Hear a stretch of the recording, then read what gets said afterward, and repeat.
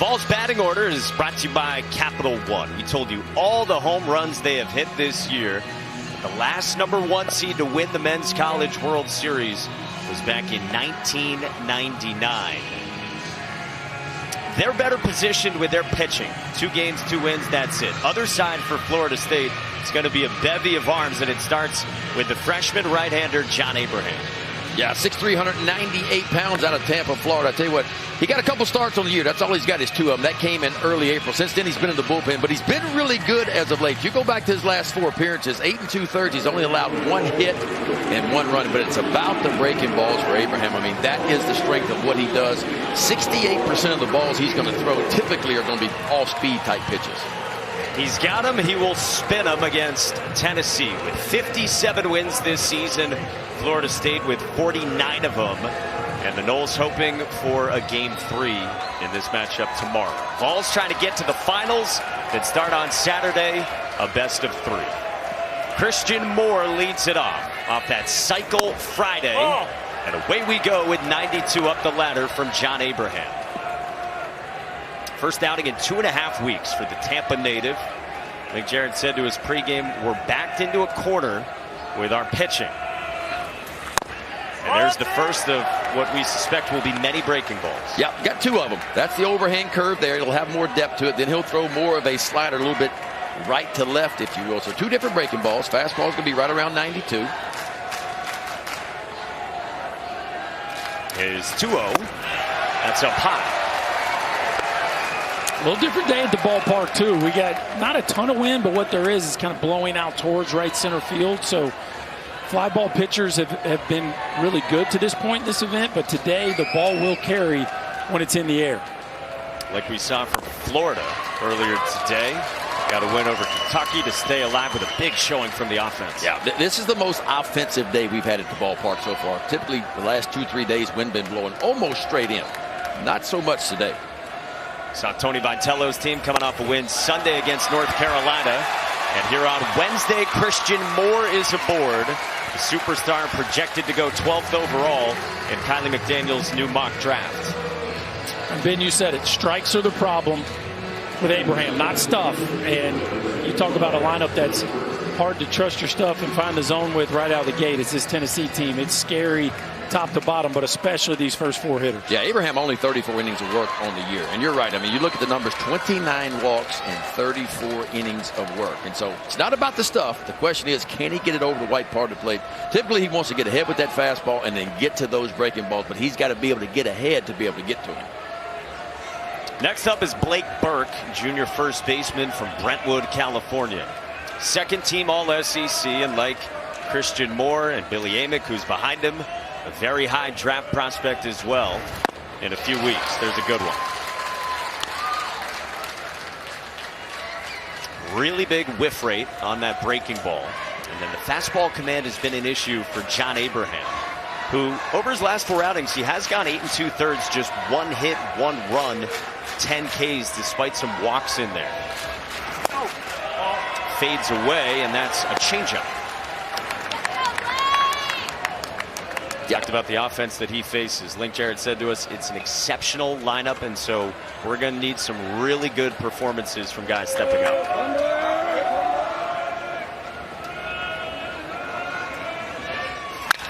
On the ground sharply and past Daniel Cantu and into right.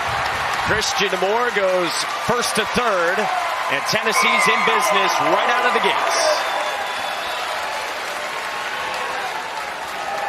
This is interesting from Cantu. Like this ball was not hit that much in the hole. Watch Cantu at first. He just stays on the line. I mean, that ball is what I would call a traditional right at the first baseman. Could have been a double play. Look at Cantu, Ben. I mean, that's like something you see usually late in the ball game, or just taking away no doubles. But for whatever reason, Florida State's report there is just stay on the line against Burke. And that's a ball, if you take one shuffle, you might end up with a 3-6-3 right there.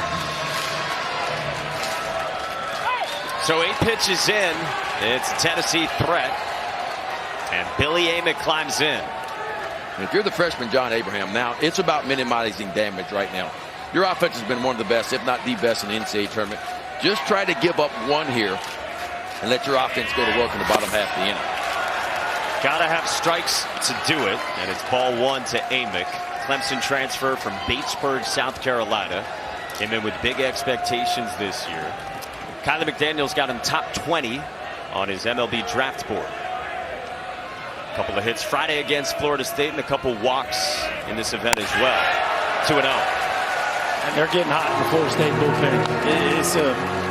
This is a very nervy start here from John Abraham. We certainly can understand it. A guy that only had 2 starts on the season coming in and asked to face this Tennessee lineup, and it's pretty shaky here out of the gate. This is a big ask. This is a big ask against the #1 team in the country. Saw Joe Charles out there. Again, a bevy of arms in the holster for Florida State.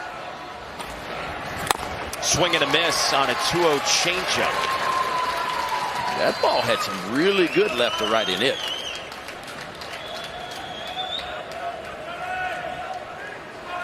Has been a ton of swing and miss for John Abraham on that changeup this year, and he does get guys to chase.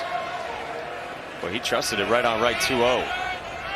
The freshman deals on the ground to third. Cam Smith, a slight bobble, and it's just 1 and a run scores.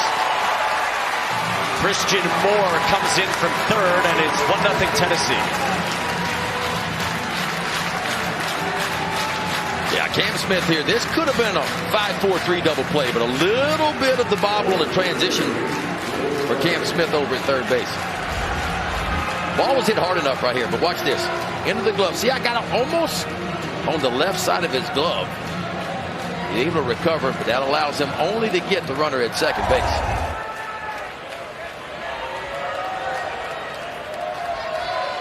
So Tennessee's on the board and brings up the cleanup man, Dylan Dreiling, first team All-SEC left fielder from Kansas, who Danny told you was the hero on Friday. Had a huge game in that one. He's 5 for 8 here overall with 3 RBIs plus a couple of walks. Tony Vitello went out and kissed Dylan Dreiling's bat after the walk-off on Friday. Yeah, if I remember correctly, Tennessee had 4 consecutive hits with 2 outs. And, of course, Dylan Dreiling with the ball hit out in the left center field gap to walk it off. And 3 of those after that check swing that Danny had mentioned and that everyone who's a fan of these 2 teams knows very well. Abraham continues to fall behind. His 15th pitch of the inning. Sails up and away, and that leash is getting shorter. They were deciding between one of 2 freshmen to start, John Abraham or Brady Lauk. Like Jared told us this morning, one of those guys is going to have to get us out of the gates. But right away, they got 2 veterans, Charles and Brennan Oxford, up throwing. There's a strike. And guys, I'm just watching Cantu after we saw the ball that Burke hit past him. He's doing the same thing for Dreiling. So clearly that wasn't Cantu just not getting off. Like, that's their plan, is to guard that line and try to keep it out of the corner. That surprises me early in the ball game because that's such a low percentage of a ball going right down the line. Yeah, statistically, the ball's going to go in that 4-hole way more than it's go right down the first baseline. And late in the game, obviously, you're going to give up the single to try to take away the ball in the corner. But early in the game, it just feels like I don't know, tactically, I would love to hear the explanation for that. 17 pitches in after the walk with 2 aboard. Micah Posey comes out for a visit as Charles and Oxford continue throwing. If you're just tuning into this and you're wondering about the services of Jamie Arnold, the superstar #1 starting pitcher for Florida State, obviously not the choice that they started. He started Friday in the first meeting between these teams. And talking to Link Jarrett this morning, it did sound like it's possible maybe in a late game scenario that he could come on in relief. But he's not the choice to go, and not a guarantee we would see him even at all today. Yeah, you'd be short resting him, you know. I mean, typically guys pitch every 6th day, every 7th day. And so he's had 4 days off. Now, I thought there was a chance maybe he would start and maybe give you 60 pitches, 70 pitches and get him out of there. But that's one of those things where you got to talk to the player, you got to talk to mom and dad, you got to talk to the agent to make sure it's okay to do those kinds of things and really short rest the guy. And to me, once he doesn't start, we probably won't see him. Yeah. Just hold him for the potential of a rematch tomorrow. Florida State's got to win to get that, though. And Tennessee has the lead and threatening more with 2 on and just 1 out. For the redshirt junior center fielder, typically Hunter Ensley, who's DHing here. Crashed into the wall, of course, on Sunday. Left that game early, and he pulls one into left field, and that's a base hit toward the line. Amick scores, and Hunter Ensley delivers for the Vols. So 75% of the year with a runner in scoring position, Abraham throws off speed pitches. 75%. Hunter Ensley certainly had that report going up there hunting something soft. And he certainly got it right there. The veteran center fielder who's used to playing center field DH and day gets a slider sitting in the middle of home plate. Catches a little towards the end, but a nice job staying through it. And another run scores for the Vols. A nice job there. Veteran at bat, going up there hunting the first pitch off speed.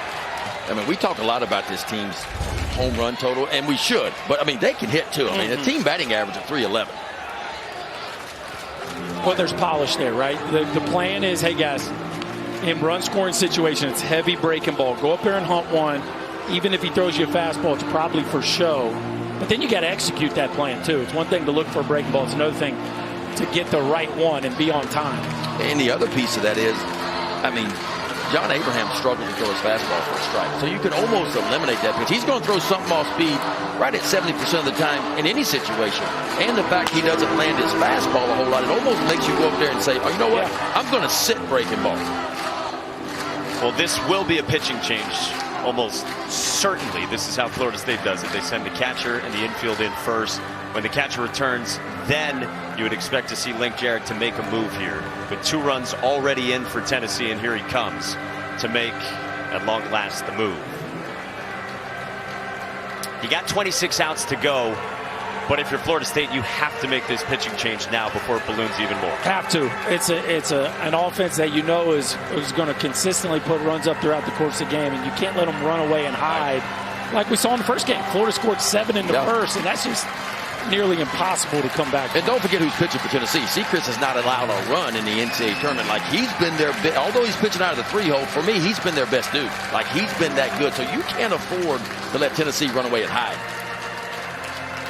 Brennan Oxford enters, makes the stroll onto the big stage in a pressure-packed spot in the first when we come back to Omaha. John Abraham exits, and an early pitching change, just 1 out into this ball game for Florida State, staring down Tony Vitello's #1 team. And it's the 5th-year senior lefty Brennan Oxford who enters for already the 3rd time here in Omaha. Yeah, he threw against Tennessee on Friday night. 3 1/3, 6 hits, 3 earned runs. Did walk a batter, struck out 4.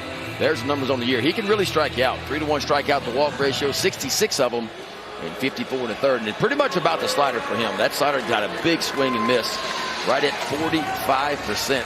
College average on a swing and miss on that slider, about 33%. Oxford did not have the night he wanted to on Friday. He said it was big getting back on the horse Sunday. Felt like his velo was better. Enters in a bind with 2 aboard for Tennessee and the dangerous Kavares Tears at the plate. About a top 50 draft prospect, according to Kylie McDaniel. 2nd team All-SEC, who has homered twice. Father Roderick, mother Alicia, they have been watching throughout Kavares Tears' 3-year career with the Vols. Skies this one foul. About 4 for 9 in Omaha with a triple and a 2-run homer Friday. Then Sunday, a 3-run homer and an RBI double.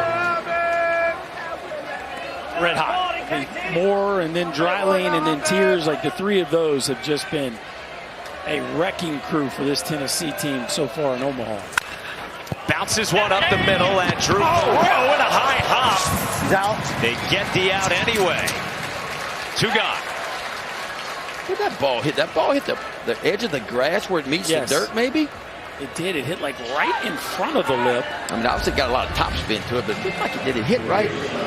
No.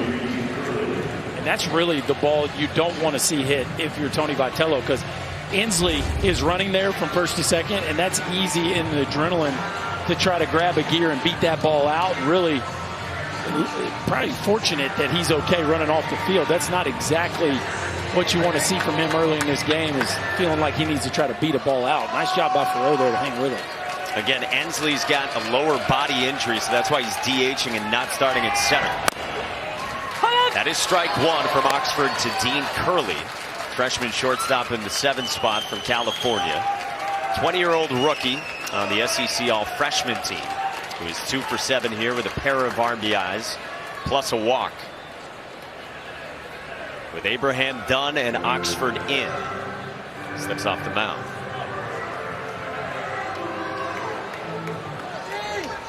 Boy, if you can limit Tennessee to 2 here in this first, it would be big. That'd be a win. That's down and blocked by Jackson West. During the pitching change, we saw Xander Sechrist, who's going to start for Tennessee, just get up and throw. Not even down in the bullpen, just outside the dugout. In this lengthy top of the first. Hey, you don't mind it, though. It's nice to take the bump for the first time, and you have the lead already. That takes a lot of the nerves away. And see something other than a 0 up there. Well, you know how good of a friend he is with Kirby Connell. So Xander Sechrist and old Kirby, just a little catch play. I feel like Kirby does everything. Like, until he gets in the game or goes to warm, like he's going to get the helmets and the bats and the gloves and sunflower seeds, whatever you need. 2 real great personalities. That miss is 3-1.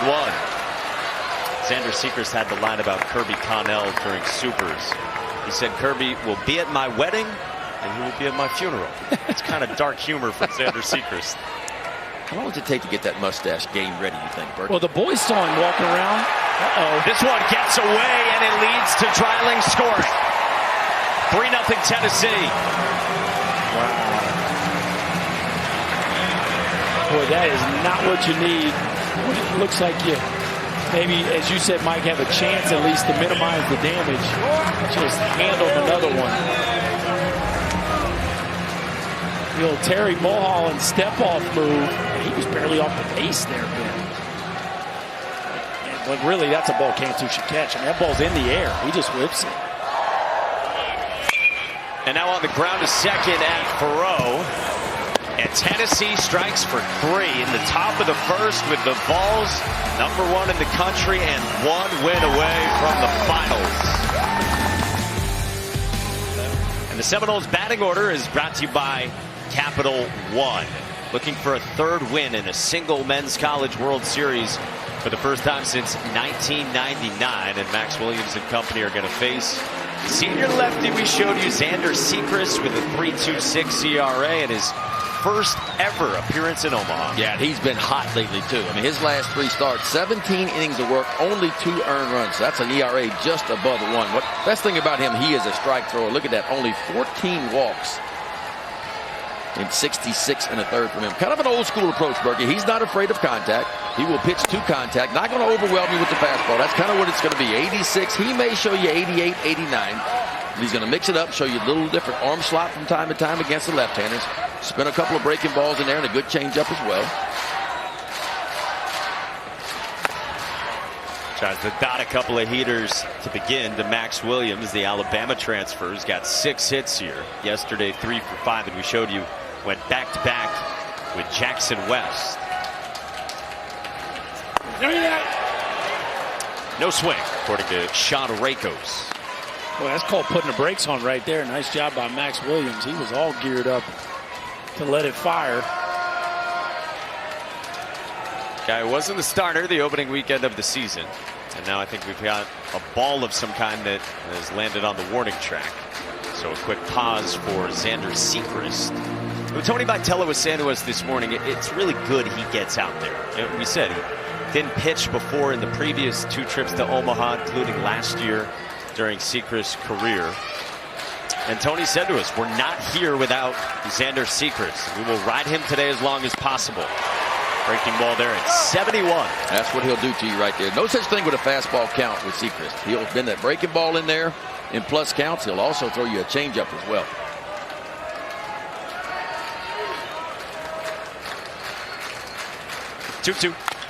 Williams bounces it right side at Christian Moore. Flips the work. He got it! Back and got his feet out of the way for the first down. Florida State back in Omaha, the 24th trip. First time at the College World Series since 2019. And this program chasing a title. Huge turnaround from last year. They get here. They have the lead by 3 in the 9th inning on Tennessee, but fall. A couple of bounce backs and that big old offense steering the Seminoles. Yeah, that's in the NCAA tournament. 27 runs in 3 games here at the College World Series. So that's 9 runs per game. Fantastic math. How about that? Really good stuff. That's 5 semesters at LSU right there. Gave me that. Multiplication was early in that or late in that process? Early. Okay. Cam Smith, the batter, and he takes a strike. 1-1. One of the stars for Link Jarrett. Second-year head coach at the school he played shortstop for. Tallahassee native. 2-time All-American and 3 trips here as a player. Yeah, how about their turnaround season? 23 wins last year, 49 this year for the Noles. Missed the NCAA tournament last year for the first time in, 44 consecutive years. An NCAA record. Smith, second team All-ACC. Projected to go 18th overall in Kylie's mock. Bouncing ball up the middle, and Dean Curley boots the short hop. Some weak contact induced by Sechrist, but Smith is on. That was right, Reed. That's a classic do-or-die play from a shortstop. If you wait back, he's going to beat it out, so you have to come and get it. And as Curley goes through it, well, I don't know if it just hit the heel there as he's trying to pick through. No, it actually hits the webbing. Comes up off of it just a touch too soon. Shortstop, a tough spot, man. Sometimes all you got is a do-or-die chance, and that one doesn't go his way. So brings up the ACC Player of the Year, James Tibbs, junior from Georgia, projected to go 9th overall in the draft to the Pirates. 2 for 12 here. Noles looking to get him going.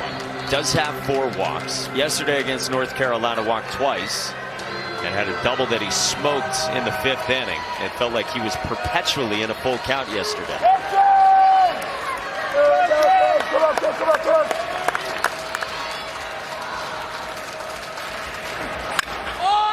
Pops this one up. Left side of the diamond. And Dean Curley's got it for out number 2. This is a very aggressive offense Florida State has.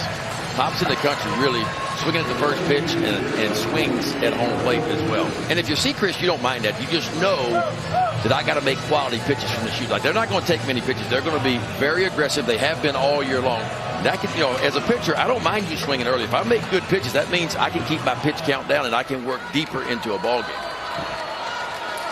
So it brings up a guy who's aggressive, fitting with that trend for Florida State. Marco Dinges, All-ACC DH and JUCO transfer, who's been their best against Southpaws this year.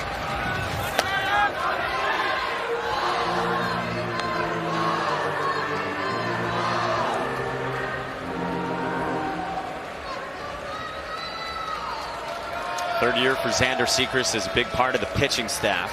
But this has been the biggest role of his career. This is up to start out against Dinges. Dinges 5 for 13 with 3 driven in, a couple of walks as well. Had a 3-hit day Friday against Tennessee. And yesterday got aboard 3 times. Hit by a pitch, walked, and had an infield single. A couple tosses to first.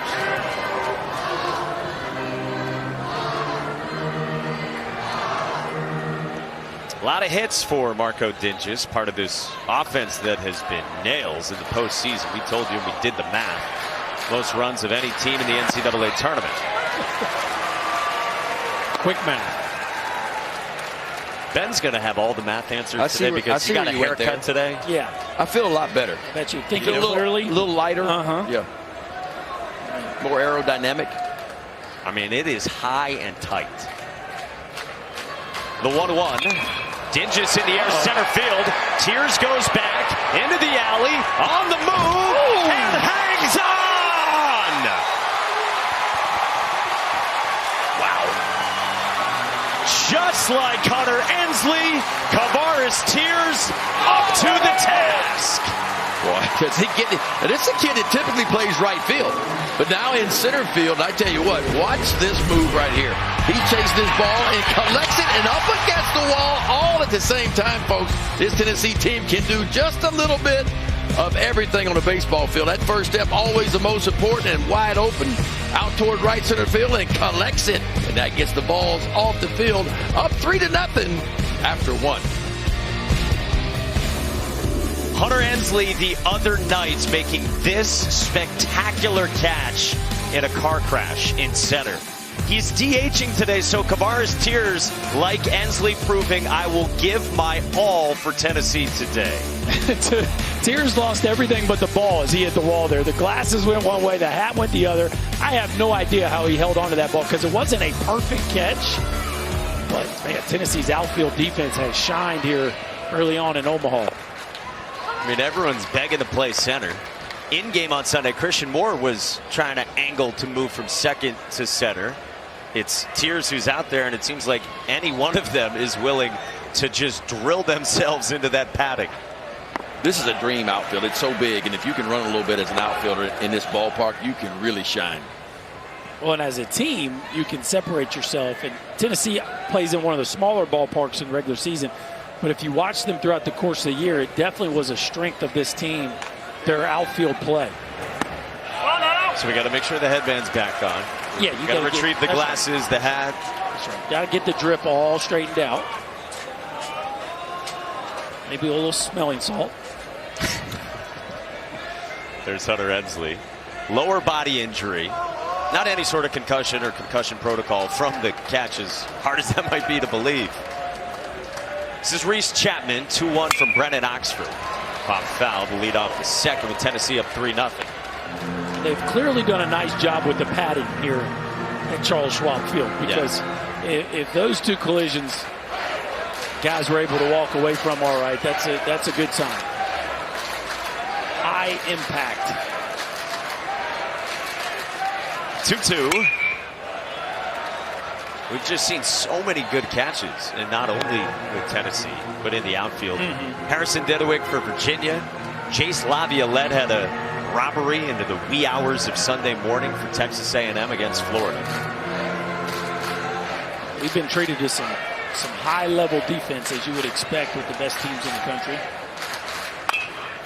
Off the end of the bat to second, and Drew Farrow's been busy. And one away from Brennan Oxford.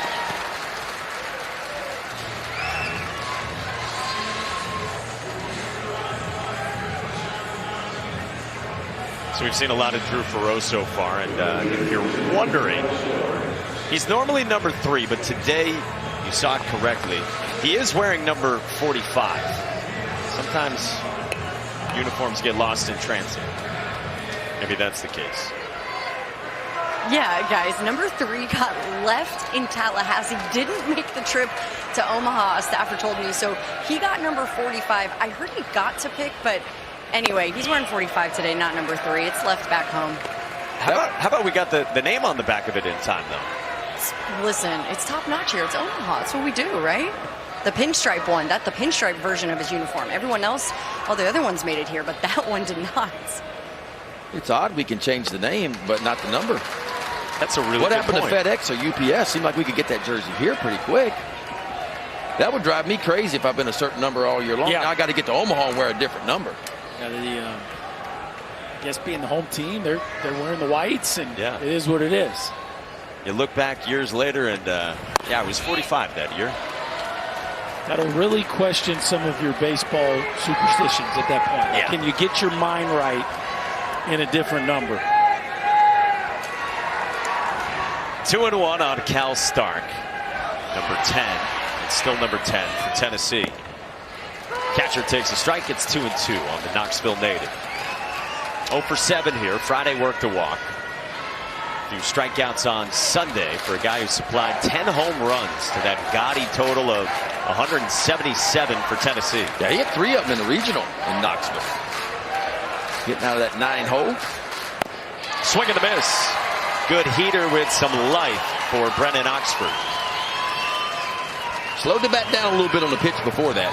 And he takes that fastball, four-seamer. No two-seamers at all, just a four-seamer right down the heart. You can see he gets it by Cal Stark. Slow it down and then speed it up. Against a high spin fastball there. 25.60 the spin rate for Oxford. Big league average on the four-seamer about 22.80, so he's at 25.60. And all that means is that ball, the gravity doesn't affect it as much. It's got some real good carry through the zone. We'll see what Christian Moore can do with it. Walked and scored his first time. Junior from Brooklyn, team leader in OPS, won the SEC's Triple Crown during conference play. We told you hit for the cycle here Friday against Florida State. Entering today, had 3 of the 5 hardest hit balls in this event. That homer he hit on Friday night into traffic, straightaway center field. I mean, Kaggs' ball yesterday was impressive. It was into traffic too, but that one for me might have been the most impressive. I mean, like, it got out like now. Yeah, you see corner outfielders give the old casual jog or maybe sometimes not move from time to time. You know, that happens a decent amount of time. Center fielders rarely put on the brakes early. I don't know that I've ever seen a center fielder stop running quickly. Especially in this ballpark, right? Exactly. Wind blowing in, and the center fielder could barely get out of his break before Max Williams put on the brakes. Tony Vitello told us that everyone in the dugout was like, what just happened? They couldn't believe that it was 117 and out to dead central in this park. And it was low launch angle too. I mean, it almost what you had to do to get it out straightaway center field the way the wind was blowing in.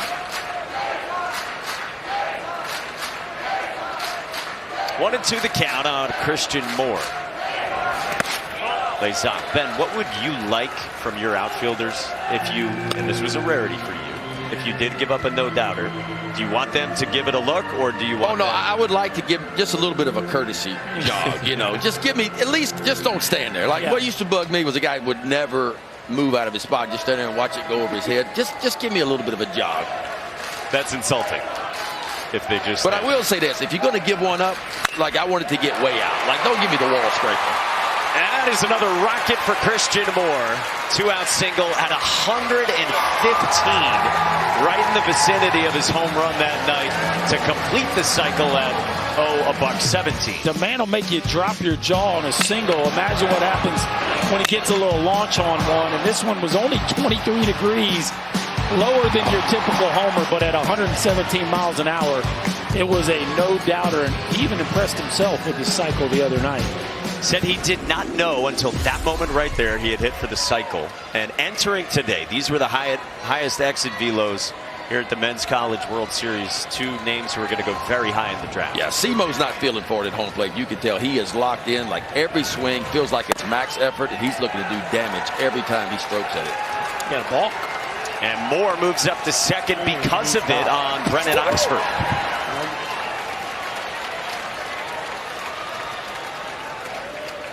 We had one in the first meeting on the Tennessee side that really frustrated Tony Vitello. Oxford tagged for one here. What we got there, Ben?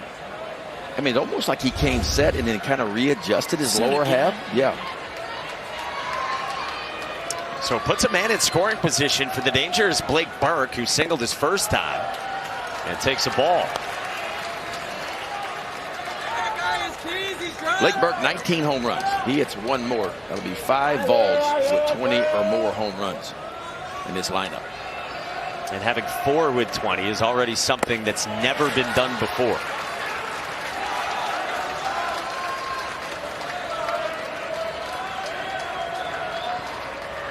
Burke is also second in the country in doubles. He's a mid-season first-team All-American, according to D1 Baseball. Viewed as a second or third round draft guy on our ESPN board. Breaking ball in for a strike. He's been great in these spots, leading the team. 436 batting average with runners in scoring position. Problem for him is Moore's been hitting homers all year, so he hadn't been up very much with runners in scoring position. Yeah, 33 times. Moore's done it himself. Floated foul, 2-2. Oh, Burke, of course, the guy who had that check swing when Florida State was one strike away from a win on Friday. And then after that, Florida State responded, or Tennessee responded, I should say, with a handful more of 2-out knocks in the comeback and walk-off win. And it was against Brennan Oxford. These two meeting again here on this Wednesday afternoon. On the ground sharply, pass Farrow into right field, a base hit. Moore to the plate, Tibbs throw, not in time, and it's 4-0.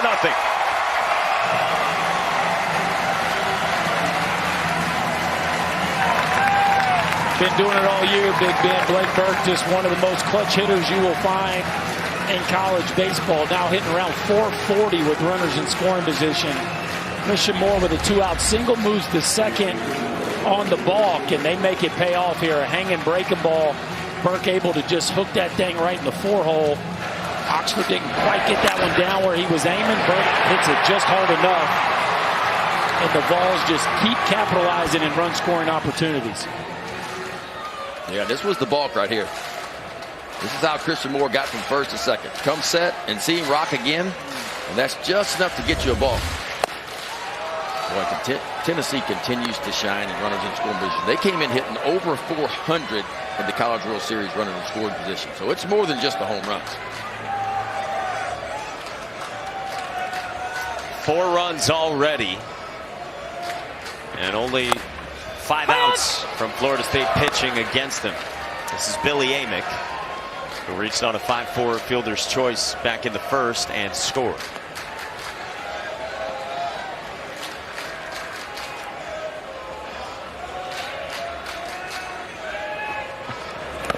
Down, and West blocks it.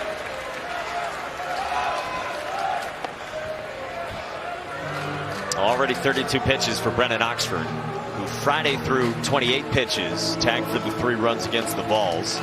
Sunday, 2 shutout to finish the game and threw 31 pitches in that one. 5 years of college baseball for him, 3 at Wake Forest and now 2 at Florida State. This is a bullet past Alex Lodi's in the left center. Burke goes first to third, and they're at the corners for Tennessee. An exit velo factory. Yeah, Blake Burke will fool you now. He leads his team in stolen bases. For a big guy, he can get around the bases a little bit. He just kind of runs right in the face of Max Williams. Base hit, ball hit me really hard, and watch Max Williams out in center field. He gets the ball, and Blake Burke just keeps on trucking, goes first to third. Tennessee just not missing. Any ball left up, out over the plate, they're going to barrel it up. A little bit of hesitation right there, but he easily makes his way to third base. Big fella thought about putting on the brakes. Then he just decided, now what the heck. And he had it easily. Obviously, he got there even with the hesitation. Again, just such a big outfield. Any ball hitting the gap, right or left center, if you're at first base and get a good break, it's almost impossible for the outfielders to throw you out. Yeah, with 2 out, there's no hesitation, right? You're off and moving. Should easily make it to third base, and he does. I know you still got to get 22 outs in this game, but there's nobody throwing yet, just Joe Charles getting loose again. And the exit velos from the last 3 guys have been 115, 103, and 111. Does that mean they're seeing it good? I think so. This means they are not missing it for sure. It's a long Tennessee lineup. And this is the cleanup spot. Dylan Dreiling walked and scored in the first.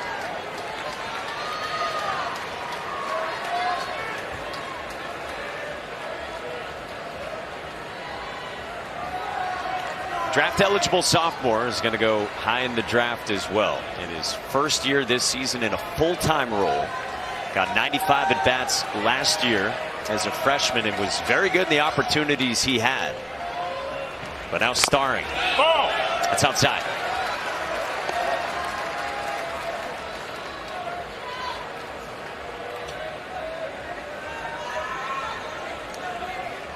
Micah Posey and Link Jarrett trying to piece together the pitching today. Playing on back-to-back days. Played yesterday in that 9-5 win against North Carolina. And really got help from from two guys in particular covered so much of the length themselves. Andrew Armstrong, the starter, went 4 1/3.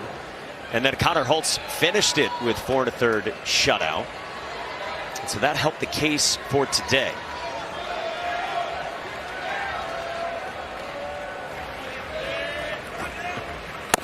It's up high, 2-1.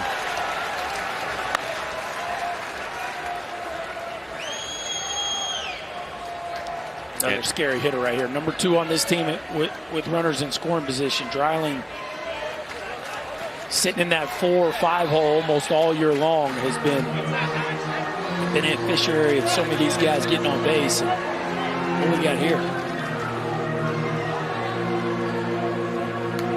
It's the timeout. Step off. That's his 1 there, I guess. The 1 disengagement.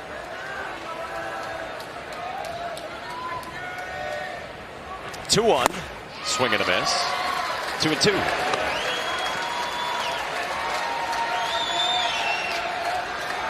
And walkie-talkie will be busy today for Link Jarrett. Out to the bullpen in left while Xander Sechrist waits. Popped up foul.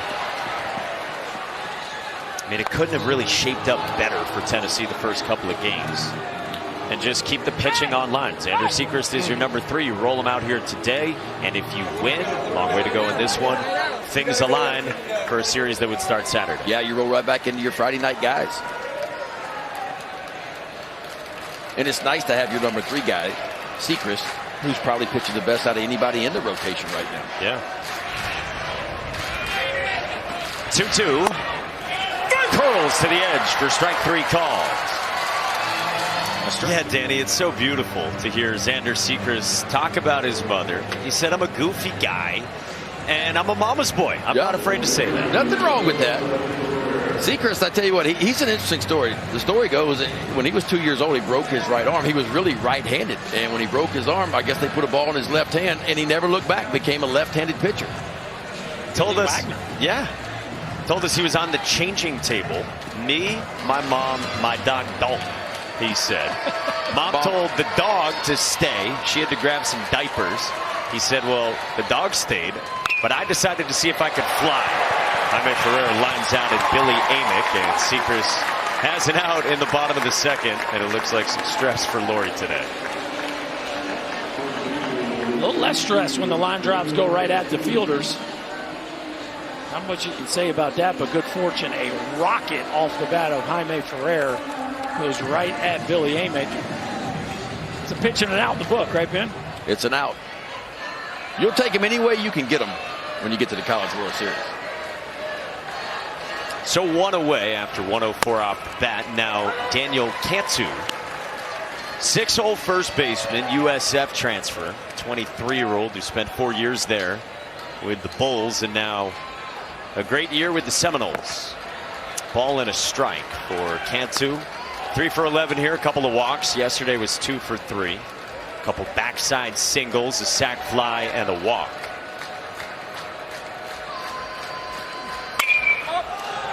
Popped up in foul ground toward the Florida State dugout, and Stark can't get there.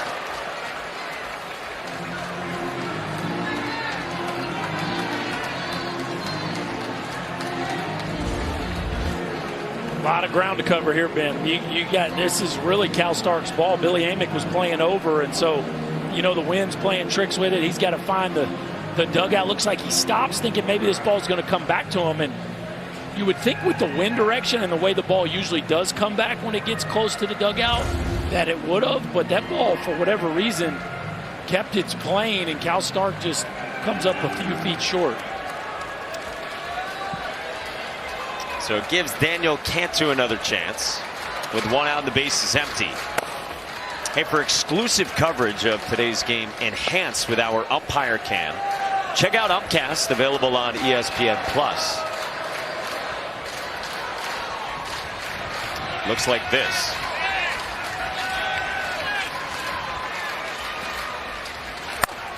Outside and a full count. This is Florida State's largest deficit that they have faced throughout the entirety of the NCAA tournament. Previous high was trailing by 3 runs Friday against Tennessee. Down 4 here. Good breaking ball. That's Xander Sechrist at his best right there. You just don't know what you're going to get from him. No such thing as a fastball count. 3-2 count, you're kind of thinking maybe I might get the heater, but instead he takes one of his 2 breaking balls and watch this ball just sweep. Starts it inside, just works it nice and slow to the outside part. 69, Ben. You just don't see a lot of breaking balls in college baseball anymore. This dude can 7. pitch, man. I'm just telling you, he can pitch. I love the way he changes arm slots, the ability to use his off-speed pitch when he gets in fastball counts. And then 88 right there looks a little different. Yeah, and his fastball's sneaky. Like you talk to the hitters about him, they'll tell you the ball just kind of jumps on you a little bit. Even though it's 88, it plays a little bit better than that. I mean, 39 of his 66 strikeouts have come on the fastball. And it's really a below average velocity fastball. 2-0 to Alex Lodies, the transfer shortstop. And you guys said he's been so good recently. Probably their best over the last few weeks coming into this one today. Goes back to 6 shutout against South Carolina to finish the regular season. And he issues the walk here to Alex Lodies with 2 away. Then had 6 innings, 2 runs of work in the SEC tournament against Vandy. And then game 3 of the Super on that Sunday against Evansville. 6 1/3, a career high for him. And just an unearned run where he didn't walk anyone. His team's been really good in game 3s, and he's a huge reason because of it. Especially here down the stretch. He has been extra locked in and really given them length. Early he was getting them off to good starts. Lately it's been length. Here's 45 in your program, 3 in your hearts. Drew Farreau with 2 outs and Lodies aboard. Farreau, the UCF transfer, Tallahassee native.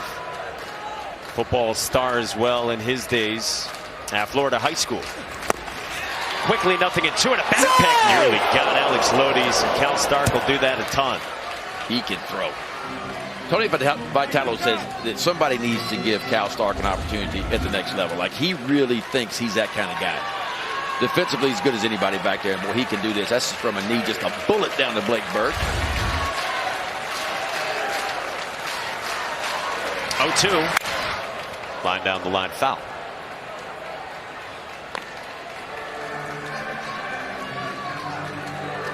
It's a really interesting delivery from Sechrist. You know, he's got the hat curled up in the back because the thing comes off of him half the game because of this head snap that he's got. Ben, would you call that a unique way that he finishes his pitches with how hard his head snaps? Yeah, normally you don't want a big head snap because what happens when you have a big head snap, you jerk your shoulder from time to time.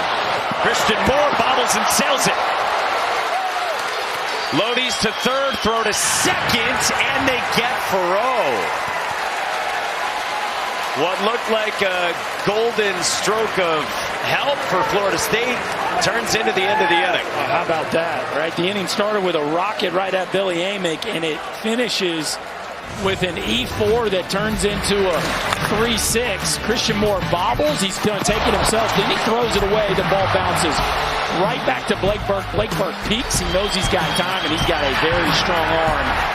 And he finishes it off. You talk about a good break for Tennessee. What looked to be disaster turns into a play that gets him off the field.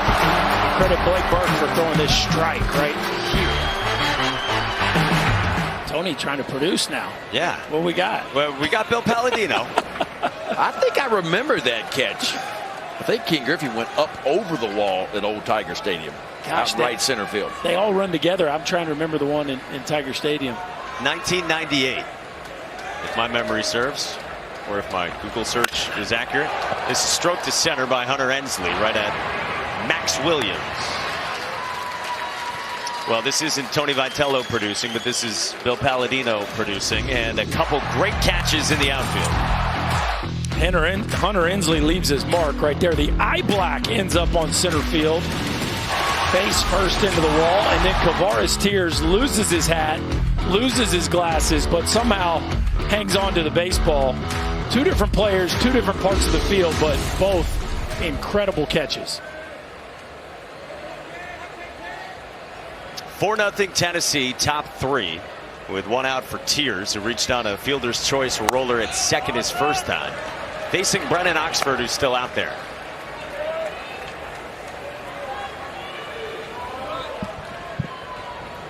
They kind of limited what Ensley did in practice yesterday. Training staff said don't go full speed.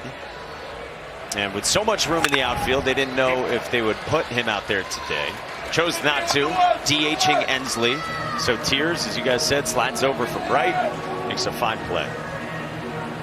Well, you know, he's not in center field, so obviously that'll limit his chances. You can always run for him if it's late and you feel like you have to have that run, but just having his bat and the veteran presence in the lineup, they felt like was worth, even if he's 75-80%. The reactions from teammates to the Ensley catch were just incredible. Drew Beam said he was dumbfounded. Said it would have been a triple or an inside the Parker. Kirby Connell said he really put his life on the line for us. And they said, well, I wouldn't say life. Put his body on the line. It's not like he's dead. As Kirby can only joke. Nate Snead's reaction was holy cuss word. In those words, exactly. Fun group.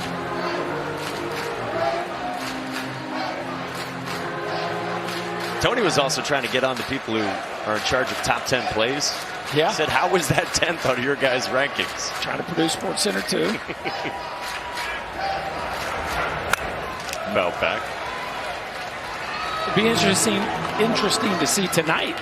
We got another outfielder here in the College World Series dealing with a hamstring, Jace Laviolette from Texas A&M. What can they get out of their star outfielder tonight, who's dealing with a similar injury to Ensley? Yeah, you got to have that bat in the lineup. DH him? I would think so. Yeah. Swing and a miss. 2 gone for Oxford here in the third. Well, Oxford's doing just what he needs to do, and he needs a zero here. He's got to find a way to draw a line in this sand on his high-powered Tennessee offense. Gets a weak fly ball by Ensley.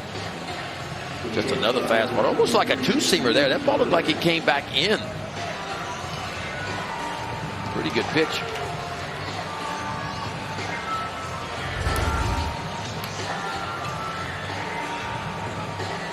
Another crazy high spin rate on that heater at better than 2,600 for Brennan Oxford. Ben told you about 2,280 is the big league average on a 4-seam fastball.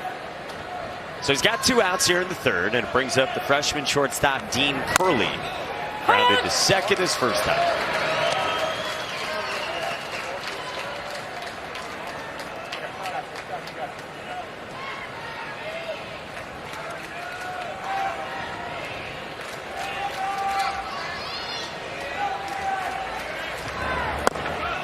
That's down and away with the changeup.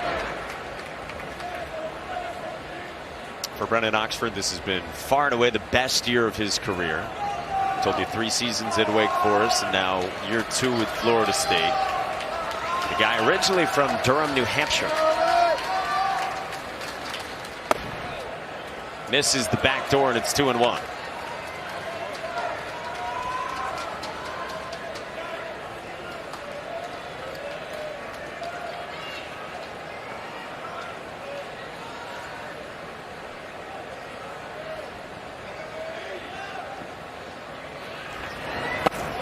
That is down, and Curley lays off.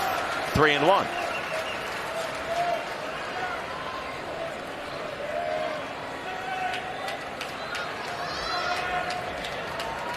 Ball's up by 4. Got 3 in the first and 1 in the second. 1 win away from the best of 3 finals. Full count.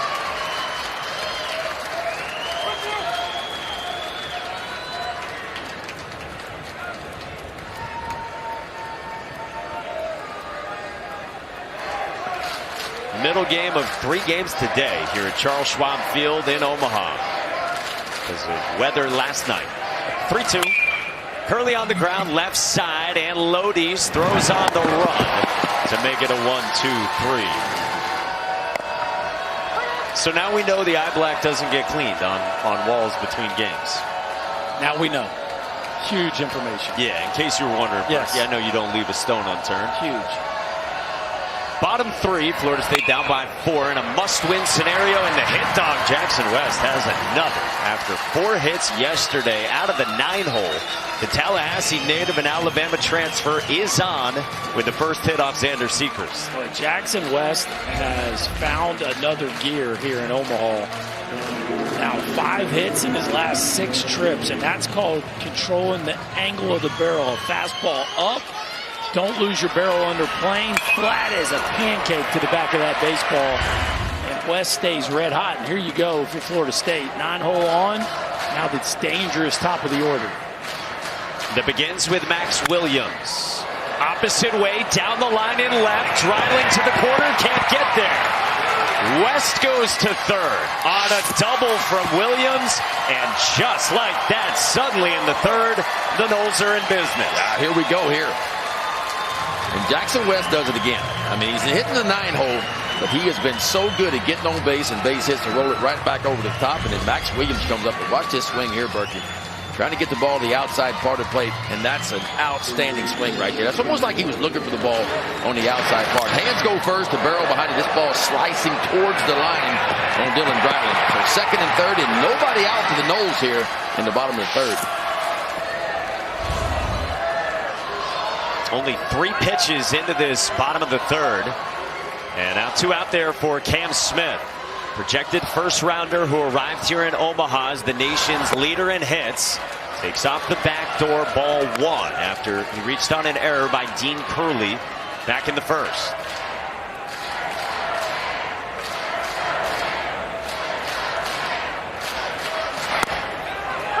Called a strike. Cam Smith 2 for 12 here in Omaha. Has walked 4 times, and Link Jarrett said to us this morning, we can get Smith and James Tibbs 2 and 3 in our lineup going. That'd be a big help. The offense has been great despite that. And they need them right here, right? I mean, you're in an elimination game. You got your 2 dudes up, runners in scoring position. You're already down 4. You know you just have to make an answer at some point. And it doesn't get much better than this if you're a Florida State fan. No, you take what the defense. 2 dudes on. Take what defense gives you, right? Middle infield playing back, just like that. So that'll play to run or Curley to the plate. Tag applied. And West is out. Not sure how great a jump he got from third on that high chopper that Ben you thought was going to turn into a run. Yeah, he hesitated at third base. You could see the ball right back to the pitcher. But for me, the ball took a high hop. There was no way Sechrist is going to get the ball. Watch the hesitation. See, he got to go back just a little bit, and that was just enough time. And there's a big arm by Dean Curley out at shortstop, and no chance at all for Jackson West to score. He's out by 10 feet. Oh, and you got to give Curley a bunch of credit because he clearly saw West get a bad jump out of the corner of his eye and had the guts to, he could have easily taken the easy one, but the guts to throw that ball home, and he puts it right on the money. Man, what a mistake on the bases by the Noles. So now James Tibbs with 1 out. What are the hard and fast rules of this scenario, Bert? Well, you're freezing back to the pitcher, but you have to read the hop, and the hop is so high, the pitcher's never catching that ball, right? So the third base's coach has told you what balls you're going on, what balls you're not. And so he'll always say freeze back to the mound, but that's on a ball that the pitcher can actually catch, and that certainly wasn't one of them. Tibbs bouncer to first, to the bag. Burke's throw. Just like that, the inning's over. Run did not score in time. It didn't appear. Well, that's a killer. That is a killer right there for Florida State. Second and third, nobody out. You get a bad read from third base. You're thrown out at home. And then Blake Burke does the rest right here. An outstanding pitch by Sechrist. Mike, thank you so much. Coach Max Williams going home. What'd you see on that play? Well, on the ground ball, Jackson West, I think he anticipated that the pitcher may be able to grab that, and he hesitated, and he did that. He found himself in trouble, and Max had moved from second toward third, so I think Jackson was just in a little bit of trouble there. We're back up against it a little bit right now. We need to get some length. If Ox can keep going, that's good. We have some other nice pieces in the pen, and offensively, we just have to stick with it. Now, clearly, when you're second, third, nobody out, you need to deliver there, and we didn't. So we're backing ourselves into a corner. But with the offensive firepower, you're never out of it. We just need to settle and steady this thing a little bit, and hopefully we can keep the good at-bats coming. How much length are you looking for from Oxford? I think he can probably give us 20 or 25 more pitches. Is it catch, I'll throw 100, I don't care. So, but we have to keep in mind kind of his health and what he can give us. I know he's out there as a senior and wants to just keep going, so we're going to give him that chance. We just have to make sure the stuff looks right and he physically feels okay doing it. Appreciate you. Thank you, Danny. Mike. All right, Link Jarrett with his team down 4-0 in the top of the fourth after the Noles come up empty in the bottom of the third, and the entirety of that inning happened in 9 pitches. The last 3 outs came in just 6 pitches. He answered the first play on what Jackson West was seeing, and kind of goes back to what you said, Berkey, about the read.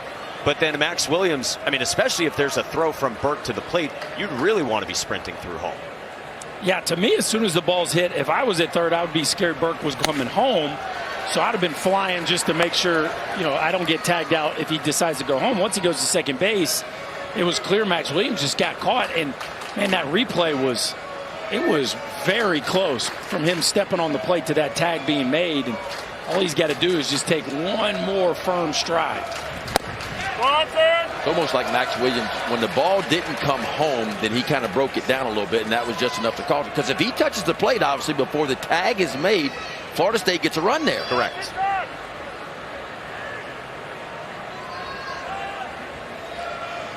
Boy, these margins are so close on a lot of these plays. Reese Chapman floats one towards short, and Alex Lodi's backs up for the first out. So here's a look at just how close it is at the plate. Max Williams at the bottom, Cam Smith at the top. And what is he? He's a half stride short. He's in the batter's box as that tag is being made. And you can clearly see he pulls up, a couple strides short of full throttle there before he scores.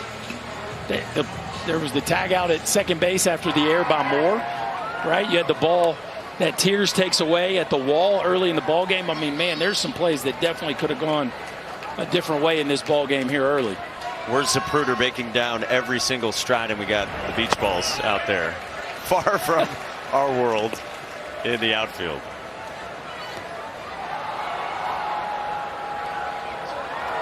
One of the many sights at the College World Series in Omaha. We haven't had that many beach balls on the field here. We do get a stop here. You just spoke that into existence.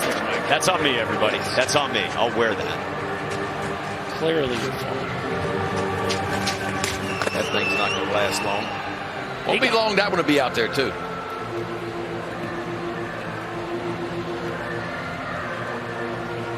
In the top of the fourth. Part of 3 games today here at the College World Series. Florida and Texas A&M still to come tonight.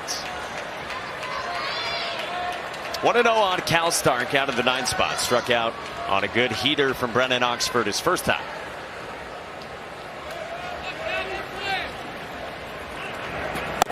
Again, we're down to 4 teams in the country. And if Tennessee wins this, and if Texas A&M were to win tonight, we would know that they'll be the last 2. And that means a best of 3 that starts Saturday for the national championship. Florida and Florida State trying to prevent that. Bouncer foul.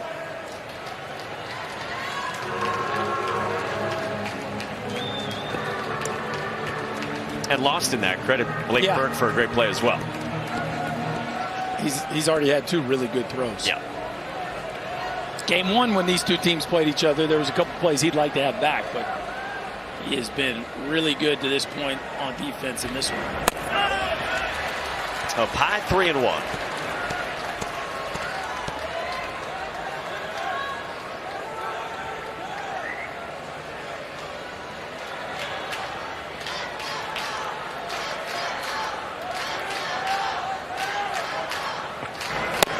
It's a walk. 1 out free pass to the 9-man to Cal Stark, and the lineup turns over. Well, scheduled for 7 o'clock Eastern time, but thereabouts. We will get started with Texas A&M and Florida.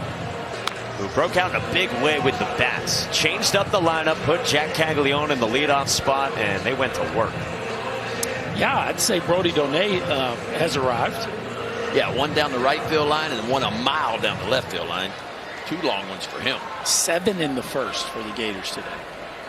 118 miles an hour off Donay's bat to left field. Christian Moore is not impressed with that as he stands in. A walk, a single, and 2 of the 4 runs scored for Moore out of the leadoff spot for the Vols. So you got Moore hitting leadoff, and now Jack Caglione hitting leadoff as well. You better be sharp early. Couple projected top 15 picks. Again, we told you new mock drafts today just dropped from Kylie McDaniel. He's got Simo, as he's known, going 12th to the Red Sox. Does that feel right based on what you've seen this season and recently? Yeah, I mean, he didn't start the year there, but clearly he's climbed up the draft boards, and why not after the numbers he put up, especially in SEC play alone against the best competition, as Berkey mentioned earlier, Triple Crown winner in SEC play alone. Well, you got premium offense in the middle of the field, and that's why they're talking about Weatherholt and Bazana going first. Again, you never know posturing this time of year. Like, is that real? But a couple of the mocks lately have Weatherholt going first, and there's always economics involved. But Travis Bazana right up there. Why? Offense in the middle of the field is what so many of these teams covet. Well, I'd say this is offense in the middle of the field. 1-2 is up high, 2-2 on Moore.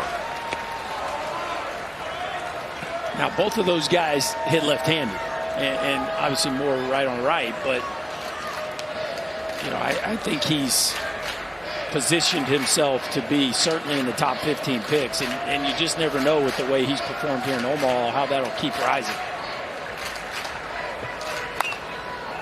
It was neat talking to Tony Vitello about the development over the career of Christian Moore, and Blake Burke too. He said it takes the right amount of patience and attitude to make the freshman year work, where you're not a full-time starter for both those guys, even though they were productive as freshmen. And then the way Tony put it, you kind of get what you want, what you ask for as sophomores. And maybe for both of them at every single time didn't go exactly the way they wanted. But boy, they've had big junior seasons. Well, that crazy 22 team, these two platooned at DH, Burke and Moore. Yeah. And hit over 20 home runs combined in their time, and I think they batted like 8th. Like, that's just how crazy that team was from a talent standpoint. But yeah, like you said, then the next year it's like, hey, this is your team.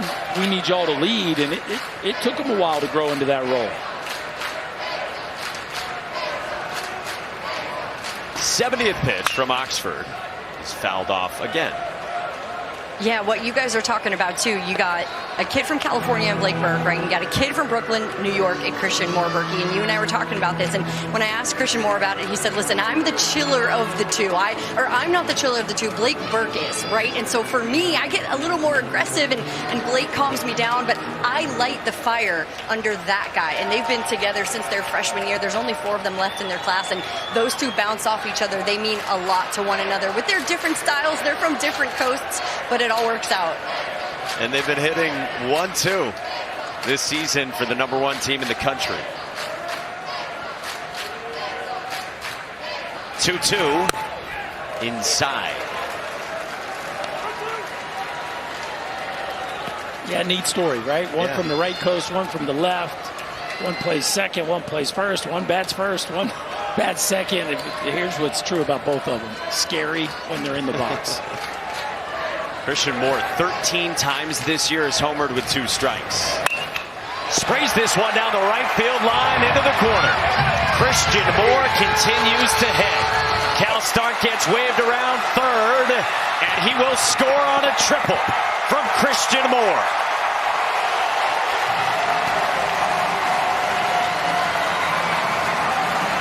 Boy, this is so good. How good is this? 2-strike count, letting the ball travel, letting it get there.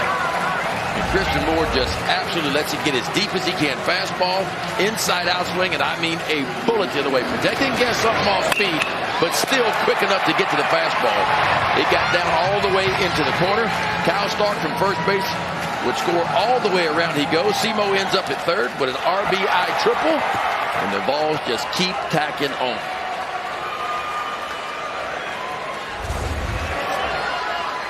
"72 pitches for Brennan Oxford." When Link Jarrett answered Danny's question, it mapped out to 73 to 78. He will go left on left here with Blake Burke with the infield in for Florida State. Down by 5. Swing and a miss to start. So we talk about that 1-2 punch, and Blake Burke presumably loved it from Christian Moore.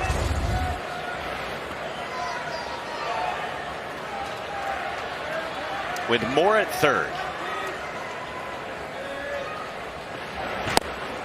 Another breaking ball. Those have been some of the better ones from Oxford. Yeah. Need to throw that one again. Set up pitch first or just go right back to it? I'd go right back to it. The way he swung at that, I mean, he didn't see it at all. Now, I don't think I'd throw it for a strike. You got to get it off the outside edge. Maybe something that starts in the zone and drifts off the outside part. There you go. That works, and Oxford strikes out Blake Burke, and there's 2 gone. It's all about reading bats, right? And when I see a guy swing at my breaking ball like that, it tells me he just didn't see it at all. Like, he's not seeing it. So why waste the pitch? Go right back to it again. Now, that was the perfect breaking ball. He had it in the zone a long time and worked it off the outside edge. A big strikeout for Brennan Oxford.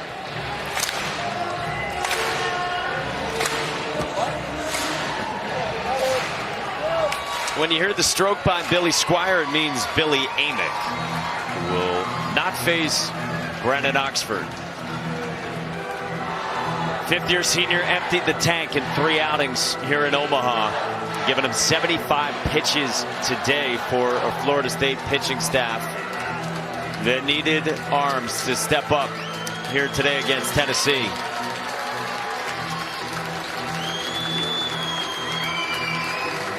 Oxford departs.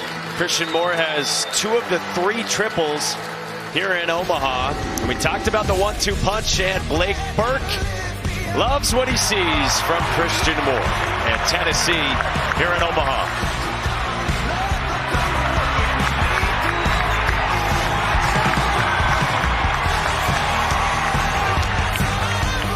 Next up for Florida State is Joe Charles, 5th-year senior from Florida. Began his career at North Carolina back in 2020. Had a lower body injury there. Injuries as well at Florida State. But this year, he's been able to pitch a lot for the Noles. Yeah, he's been a big part of their bullpen for sure. Making his 30th appearance of the year. 29 innings of work for him. Fastball's going to be 93, and he'll show you a 94, 95 from time to time. Slider, changeup, and a curveball. So 2 different breaking balls. That slider of his is definitely his best pitch. Swing and miss about 42%. Running third, 2 out. Yeah, and you got a guy in Amick that swings at as many first pitches as anybody in the country. So Charles's pitch is the slider. Amick is swinging. I'd be shocked if this isn't a breaking ball here to start this at bat. Yeah, and if you're Amick, you're probably sitting on the breaking ball here. You guys are both right. To start out from Joe Charles to Billy Amick.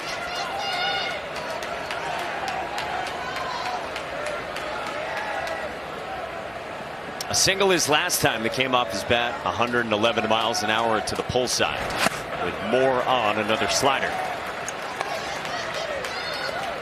Before this year, the last 2 seasons for Joe Charles at Florida State, through just 3 innings. Back in 2022, made 2 appearances before undergoing Tommy John surgery. And then over a year later, he returned. But soon after got shut down with some discomfort in his arm. So it's been a real feel-good story for Florida State and for Joe Charles to see him able to contribute so much. And he's called this the most enjoyable year of baseball in his life. He's trying to lead Moore at third.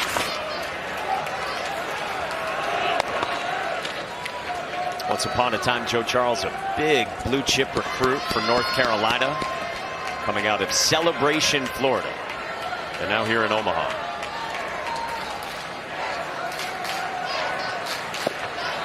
Full count, and Moore stays put. That's the only heater we've seen right there, 94, but Usually you see with some of these guys that specialize with that breaking ball bullpen, they'll throw you a fastball, and it's kind of like that either perfect or a ball, because really they just want to speed you up to get back to that breaker. Guesses that's what we get right here. No doubt. A hanger, and it's lifted to left center field with Williams back to make the catch. Billy Amick just missed, adding on. Joe Charles leaves a man at third. We go to the bottom of the fourth in Omaha next. For Florida, who already won today and will come back tonight and play again. After knocking out Kentucky, they will get the Aggies. Bottom four for Florida State, with Marco Dinges, the cleanup man, leading off against Xander Sechrist. Ben McDonald, Chris Burke, Danny Wexelman. I'm Mike Monaco with our entire crew behind the scenes. Dinges pulls this left field. Dreiling turns around and makes the catch.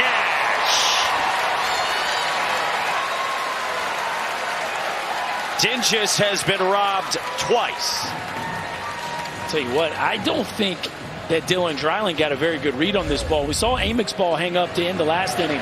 Watch Dreiling, kind of a pause. Then he turns his back to the infield and is able to close that thing off, running into the wall. It's a pause to read exactly the height and the angle of the ball, and then the athleticism to finish it off. And as Tennessee outfielders keep running into the wall and making plays, their pitching staff has to be happy. Walls, aren't they? It's a team defense for Tennessee that ranks second in the country in defensive runs saved, according to our friends at 643 Charts. Looking the part in the outfield here in Omaha across 3 games. So one away in the bottom of the fourth, and Florida State can't catch a break there for Dinges. Now Jaime Ferrer. He lined out sharply to third, back into second. So if there's a good teammate in that Florida State, somebody go give that man a hug. Like that dude. He hits a ball off the Creighton sign 403 feet to right center for an out, and then he just hit a ball 350 feet for an out in the left field wall. Ferrer skies this one into left. Dreiling calls off Curley, and 2 outs. Yeah, so the Dinges ball right there to left was 106. We had the one to right center unofficially at 111. And they both hit the middle. They would have hit the middle of the wall. 0 for 2. Man. And look, there have been some self-inflicted wounds for Florida State, but also on the throw that got away from Moore, there's Karam that comes right back to Tennessee to nab Ferreau at second, and hard contact that has turned into outs instead of hits for the Noles. So bases empty, 2 outs for Daniel Cantu. Struck out after running the count full his first time in the second. Big piece of the culture of this group, Daniel Cantu, originally from Jacksonville, and now with this team here in Omaha. Xander Sechrist just keeps doing his thing. Strike one, staying out of the middle part of the plate, moving that fastball in and out. Won't see him elevate too much. He's not a kind of a north-south guy. It's more east and west with him. He told us his career's been a roller coaster, but I feel like I'm getting out there and people know who I am a little bit. Dots a fastball on the edge to cap a 1-2-3-4. Yeah, he's got Cantu twice. Once swinging and once looking. You can't throw a fastball any better than this, folks. 2-strike count, trying to get to the outside part. Look where Cal Stark is. Says, lefty, give it to me right here on the corner. And that's knocking a little paint off the plate right there. Place is beautiful, isn't it? We got ourselves a fantastic crowd here this afternoon as well. Strapping in for round 2 between Tennessee and Florida State, 2 of the top 8 teams in the country, and 2 of the last 4 standing at the College World Series. Packed concourse. Dylan Dreiling against Joe Charles. Grooves in a good fastball at 93. Reminder, another game coming tonight. Texas A&M 1 win away from the finals. Florida stayed alive earlier today with a big offensive showing. Got to beat them twice. Packing 3 games into today. That's a full day of baseball right there. Yeah. You got to love it. Are you kidding me? The 3 games we got on the docket today.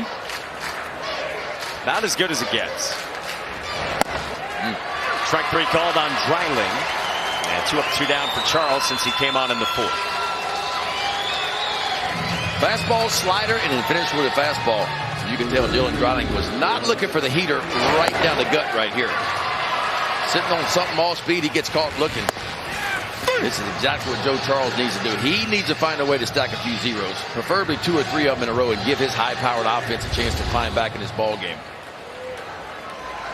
He's now facing Hunter Ensley, who had an RBI single in the 1st and then flew out to center in the 3rd, and he bullets one right at Cam Smith on a line. 2 gone. Boys are barreling up some balls today, aren't they?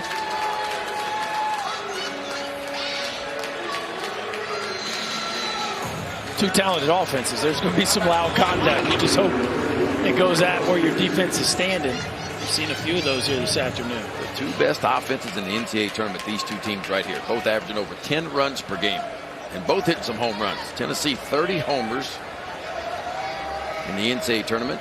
Florida State's number 2. Breaking ball to start out Tavares Tears. 3rd trip to the plate. Reached on a fielder's choice ground ball to second, and then struck out his last time. He's had a very good showing in Omaha. Guy who's had a breakout season, 2nd team All SEC.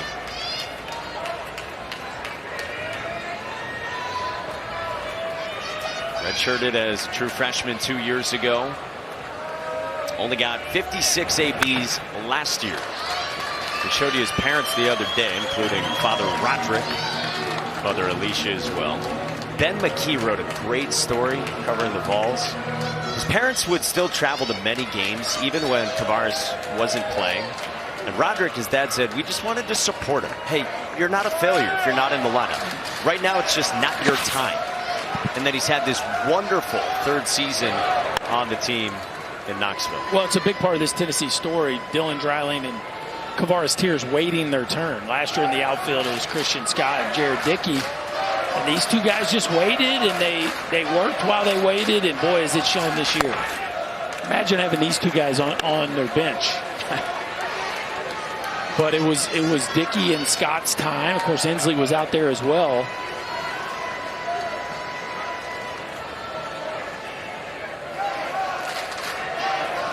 Tears now waiting on a 3-2. Bounces it up the middle at Drew Farrow. Ends the inning. Much needed 1-2-3 posted by Joe Charles. Tears retired in the 5th in Omaha. Yeah, guys, and Frank Anderson, can't say enough good things about him. Something cool I saw on the workout day. Anderson takes the pitchers out to the mound once they're done with their workout, and he let all of them line up and stand out there. And I asked him yesterday, I said, what was with that? And he said, listen, I want them to go up there and see the background, see what they're going to experience, not go out there for the very first time when they're pitching and have that moment. He's like, I like the psychology behind it. He said, you know, this is important. See how high the mound is. Pitchers are kind of quirky, Ben, you know, so it's nice to get out there and take your time and soak it all in. Oh, no doubt. I mean, look, we used to do the same thing. I mean, every time you go to a big league ballpark or somewhere or a different mound somewhere, always on workout day, I always like to get up on the mound. And I didn't necessarily throw any balls off the mound, but I wanted to get up there and see the height of it, see what the ground felt like, where the holes were going to be and all that kind of stuff. It just gives you a visual before you step into a game of kind of how you want to see it. Because it's weird. The plate's supposed to be in line with the rubber and all that, but sometimes you get to a ballpark, it feels like it's a little bit different. Alex Lodies launches to left, but right at Dylan Dreiling for the 1st out. I'd never like to take the mound for the first time in a game and not being on that mound before. Now, if you pitch there before and you're familiar with a place that you've been there before, you don't necessarily have to do it, but a new place, I always want to get out of the mound. Danny used the word quirky. She seemed to target you in that area. Ben, do you think you're quirky? Danny's very quirky. I don't think I am. I think that's more. Maybe she was a pitcher. Are you particular, though, about certain things? I mean, I think all baseball players are routine-oriented. You know, we like to get into, especially starting pitchers, like we want to get into our groove and what we do and get into a routine. I mean, some people call it superstition. I just call it a routine, a comfort routine of doing what you do. Well, Blake Burke told us that Xander Sechrist is a weirdo in a loving way. He said that. We got the quirky head jerk here. Watch his head. Yeah, that thing is violent, is it not? That's why he's got a.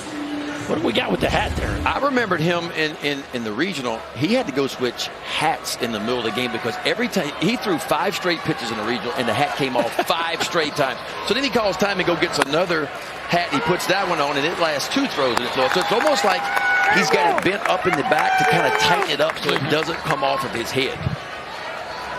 Protecting some pretty good hair underneath there as well for Xander Sechrist. Jackson West rolls one at Dean Curley. Hurt picks. Oh, that's gorgeous. 6 pitch, 1, 2, 3, 5th for Xander Sechrist. Mom Lori loves it, and the cheering section. Xander Sechrist finds it balls. Guy who entered as a huge prospect. Dean Curley lines out at Daniel Ketsu. There's one gone to start the top of the 6th.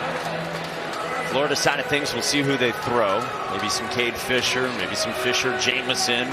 Brandon Neely didn't have to pitch in that first game today because of the offense. And he's been about as good as any pitcher in the NCAA tournament. He's been absolutely nails.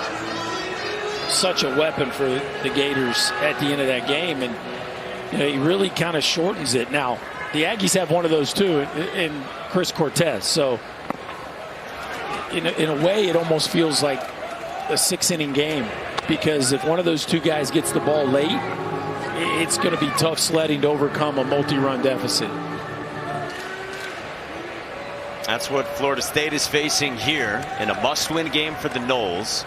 Tennessee, even if they were to lose, up by 5 right now, would come back tomorrow with a chance, trying to be one of the last 2 teams standing for the best of 3 championship series that starts on Saturday. Ball and a strike on Reese Chapman. Ground out to second. Popped to short. Good breaking ball there from Joe Charles. When Joe Charles gets in these counts right here, 2 strike counts, especially 1 ball and 2 strikes, he leans heavily on that slider of his just about 76% of the time.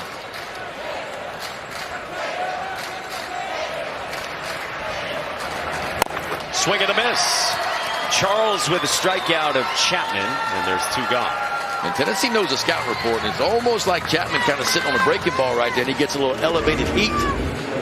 You sit and breaking ball of Joe Charles, he's got plenty of heater to get it by you. It's been up to 94. That's a well-placed fastball on a 1-2 count. Top shelf, right at the top of the zone.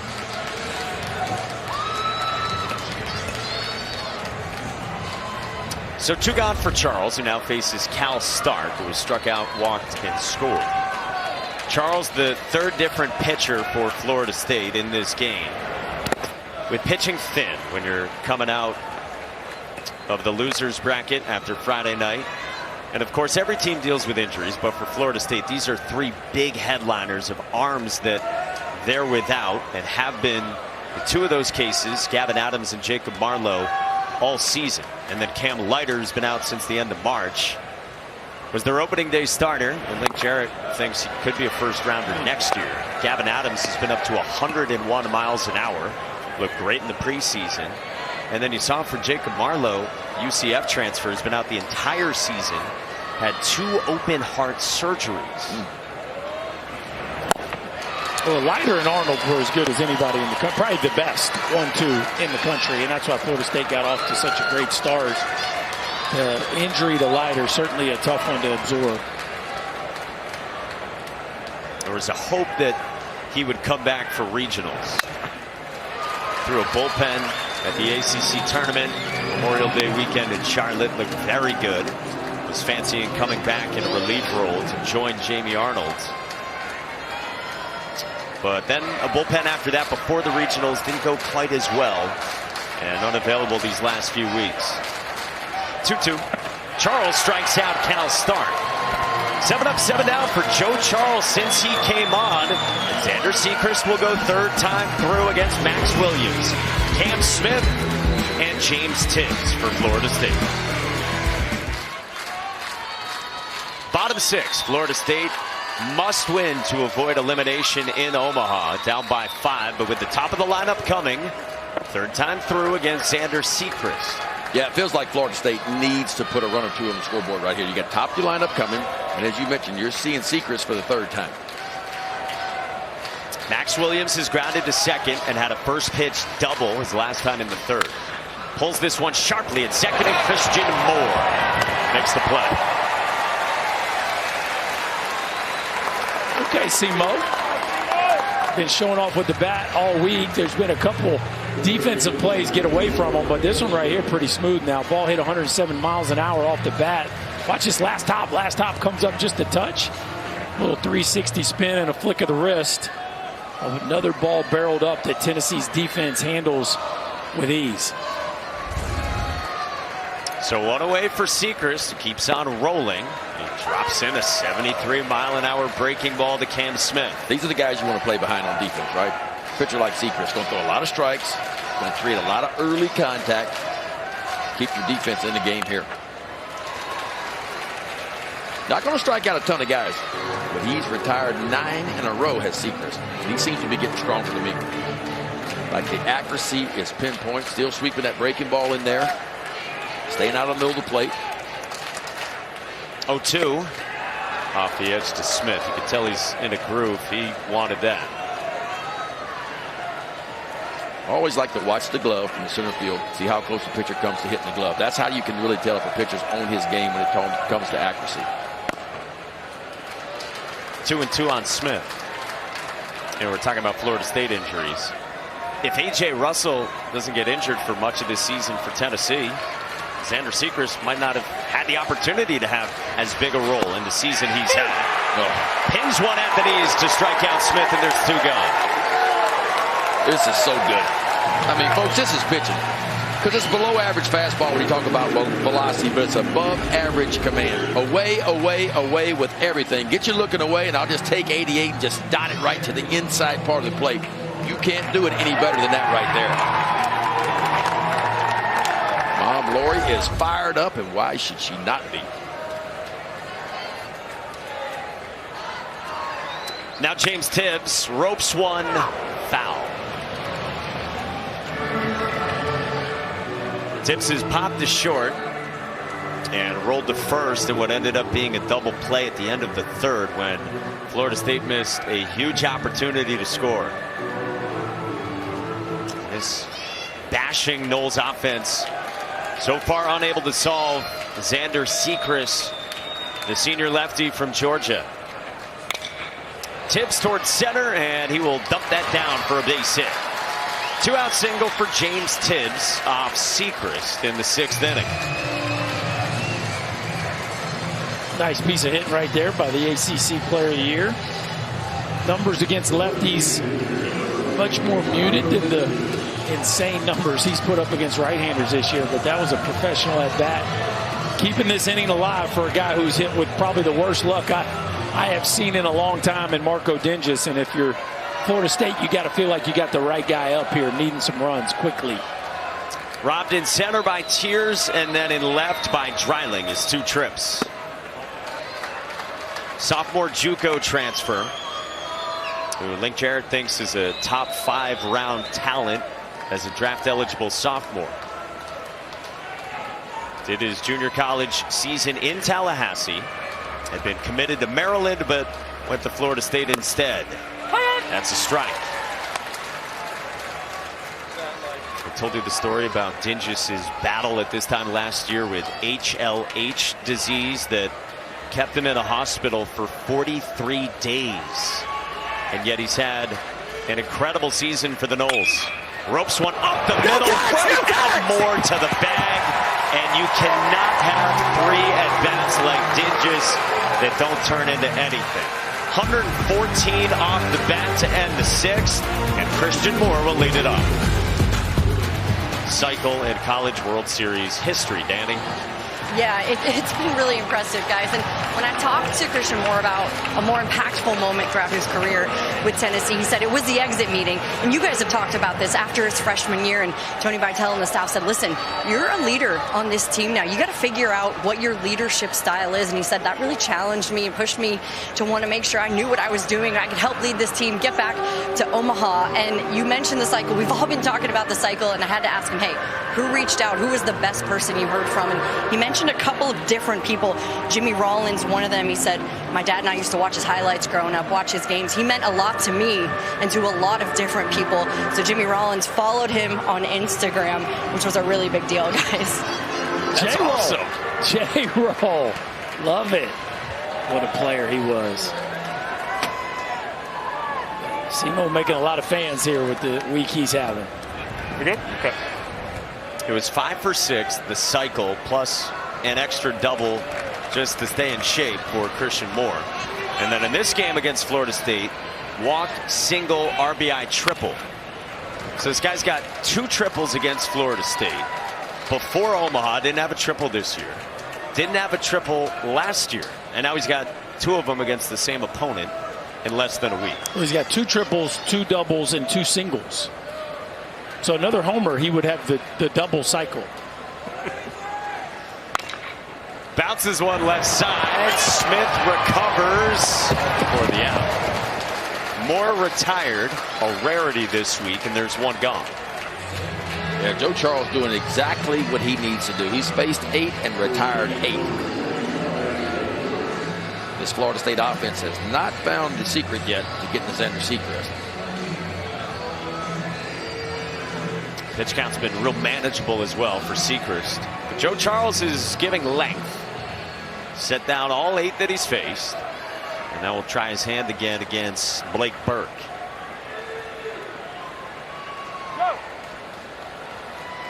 What do we got going on here? They want the ball. The Tennessee dugout wants the ball. They want the ball thrown in. And off we go. All right. Couple singles, first 2 trips for Blake Burke, the first 2 innings, then struck out on a curveball in the 4th. And his first look at Charles. The other half of that 1-2 tandem on the right side of the infield and in the order for Tennessee. Number 1 in the country in Omaha for the 3rd time in 4 years. 2-0. How would you pitch Blake Burke, having seen a lot of his swings and at-bats through the years? Just not one way. I mean, he's too good. You keep serving him balls on the outside part of play, he'll bullet to left field. He can really do that. I think you got to go in. You got to speed the bat up, but you got to work up, down, and of course change speeds. Carefully. Careful on that limb. Well, our pitchers are starting to show us in this one. You can use the inside part of the plate and have success. Smacks. Backside. Ferrer on the move. Makes the catch. And he crashes into the wall. 2 down. John Abrams started, and then the bullpen got going early for Florida State. It was Brennan Oxford first, 4 strikeouts. He did give up 2 runs in 3 1/3. But I tell you what, Joe Charles came in behind him, and he has drawn a line in the sand. He has been really good. Fastball up to 94. He's elevated when he's needed to. He has that wipeout slider to go with it. He's been outstanding. He's retired all 9 that he has faced so far. And if Link Jarrett's offense can find a way to wake up here these last few innings, boy, you'll look back on what Joe Charles for this bullpen has done, keeping Florida State within 5. If you're going to give up a hard one, make it be to the left side of the field today. The ball is not going anywhere to the backside. Amick that way, fair ball past Smith down the left field line. Billy Amick's got a 2-out double.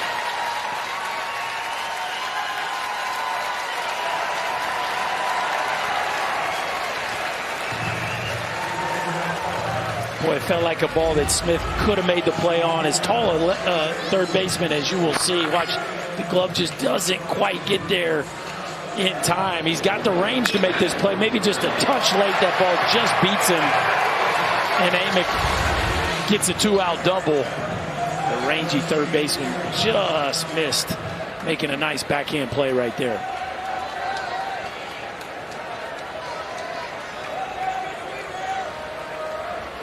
Dylan Dreiling takes down the start with Amick at second and 2 outs in the 7th.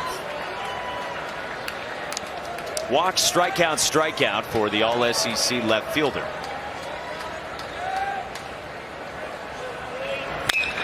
Pulled sharply past the dive of Ferreau into right. Amick to the plate. Tibbs throw does not get him. 6-0 Tennessee. Somebody's got to explain this one to me. I don't understand why Jackson West, the catcher, went up to receive this ball. Like, when you go up to receive it, you've got no chance at all of making a tag. You cannot move nearly as fast as the ball is moving towards you. Good base hit right here, out to right field. Tibbs comes up and just throws a bullet towards home plate. But watch Jackson West, the catcher. There's going to be a play at the plate, no doubt about that. The 2 out, you're sending the runner all day long. But watch Jackson West. He vacates, he comes up. Now, I don't think he would have got him, but still, I don't understand why you go forward to catch a ball like that. Now the runner on the move, and the throw goes into center. Dreiling to third. And Tennessee remains in business. Boy, it's interesting. It's an offense that hasn't done much base stealing throughout the course of the year, but we've seen them run here in Omaha, and most of the time they've done it first pitch after a base hit. Dreiling had that base stolen easy and then takes advantage of a poor throw. 0-1 to Hunter. Ensley is squibbed back to the mound, and Charles will just do it himself to end the inning. Run of insurance, we hit the stretch. Tennessee's up 6-0, and Xander Sechrist has been shoving in 3 games so far. They've got the lead on Florida State, 6-0, as we start the bottom of the 7th. And Jaime Ferrer lifts one to right at Reese Chapman. When there's been hard contact for Florida State against Xander Sechrist, still hasn't very often turned into hits. Just 3 of them against the senior lefty.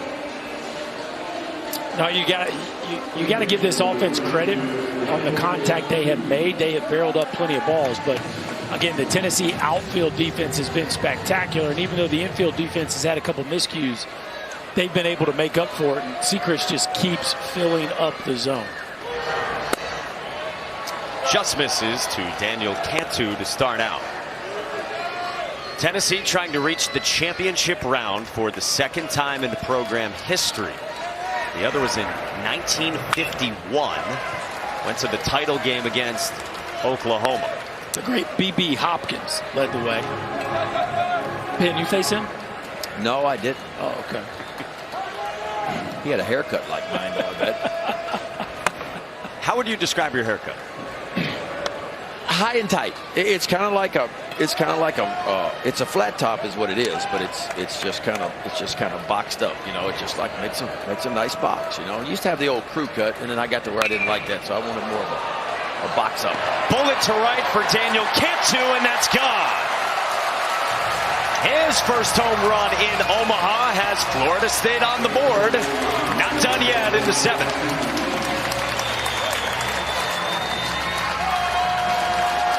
Well, it was just a matter of time this talented offense was going to put something on the board. So much hard contact. We've talked about it throughout the course of the game. Finally, they got one elevated enough to get it out of here. Cantu with a no-doubter in the right field bullpen. We talked about it. If you're going to get a ball hard in the air, it'll play to right. Left field is pretty tough sledding today, and this ball is launched the second it leaves Cantu bat. Just a beautiful move on a pull-side rocket. Yeah, one of the few bad breaking balls that Sechrist has thrown all day long. That one just kind of hung right in the heart of the plate. For a Florida State offense, 6th in the country in home runs with now 130 of them. And they've homered in 19 straight games.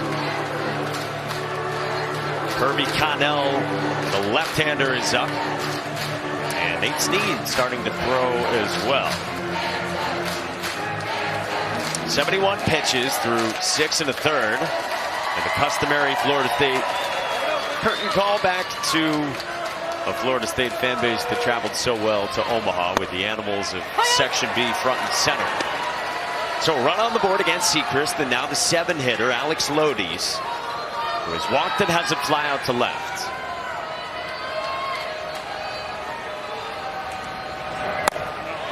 Earlier this year, Florida State homered in 21 straight games. Longest streak in program history, and now 19 consecutive.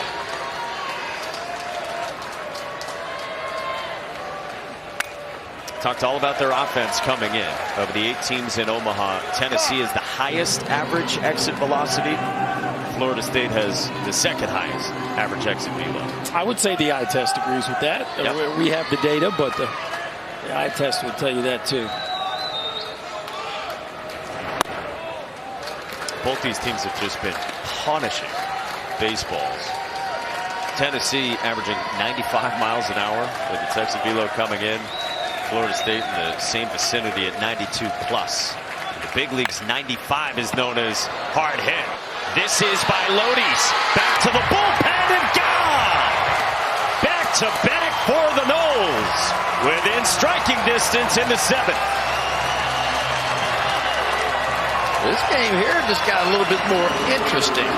131 home runs on the year for the Noles. 97 off the bat, 359 feet. Burke, you said it earlier. If you're going to get out of the ballpark, you're going to get it out toward right center and straight away right field. Both of those balls have easily gotten out.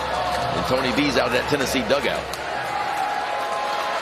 Yeah, hit it high and let it ride to right field today. Xander Sechrist was fantastic. I'm sure he's disappointed by the way his outing ends, but Florida State making some noise here in the bottom of the 7th. With his mom, Lori, watching, a senior in Xander Sechrist delivered on the big stage today.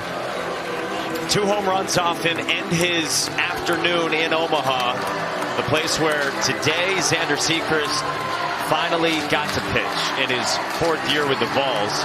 He will give way to one of his best friends in the world, Kirby Connell, who comes out for Tennessee with the lead 4 for the Vols. And 2 friends meeting on the mound in Omaha.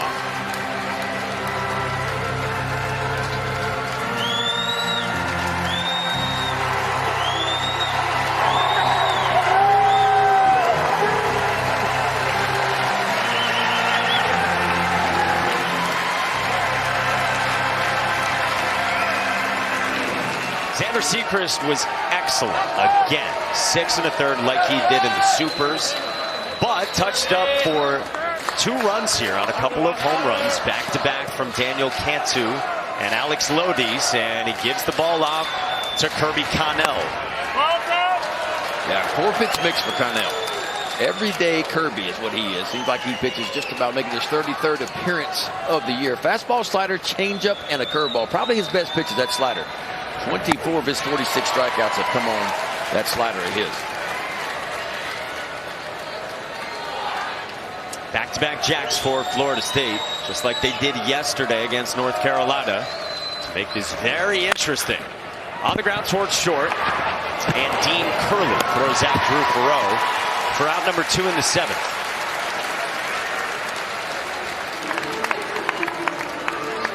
Connell threw 17 pitches on Friday, 22 pitches on Sunday.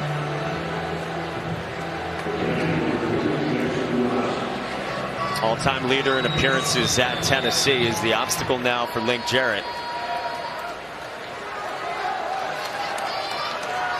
And with the best mustache around, Kirby Connell steps atop the mound to face Jackson West. While his buddy Xander Sechrist watches. West a single and a ground out to short. All out of the 9th spot where he's been so productive. He spent last year at Alabama and only got 35 plate appearances. Transferred back home as a Tallahassee native and had that 4-hit day yesterday, which matched the most by a Florida State player in a College World Series game. The first guy to do it for the Noles since Buster Posey. Little dribbler, Connell spins and ends the inning. Florida State is back into this thing, though, a little bit tighter. 4-run margin with a couple of big flies off Seekers. Here comes the Florida State bats. They've been swinging it well, but finally got a few things to show for it. First, Cantu with a launch, and then Lodi's rides the wind out to the backside. Noles make it interesting here in the 7th, just down by 4. Tony Vitello, he was on it. A broken wrist on that catch. Bullet from Tears right at Daniel Cantu. One gone top of the 8th, 4-run game in Omaha. To spend a day in the mind of Tony Vitello. It can bounce around a little bit. You never know where he's going to go with those in-game interviews. Joe Charles has done a yeoman's work on 40 pitches for Florida State. He's gone 3 2/3, 2 hits, a run, no walks, and 3 strikeouts. Now faces Dean Curley. A couple groundouts and a lineout, squares and pulls back against Charles. So this inning 6, 7, and 8.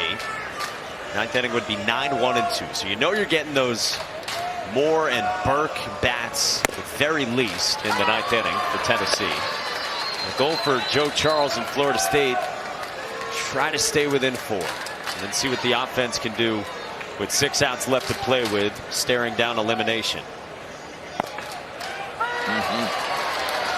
That's some good stuff right here now. Yeah. Good fastball up to 95 and a really good breaking ball behind it.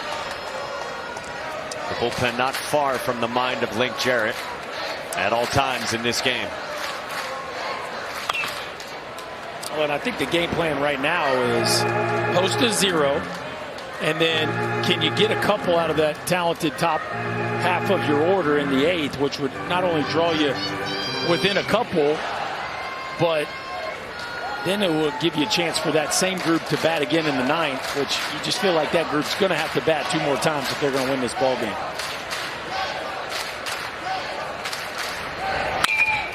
Hit well left center field. Ferrer bolts to the gap but can't get there. Dean Curley's got a 1-out double here in the 8th inning.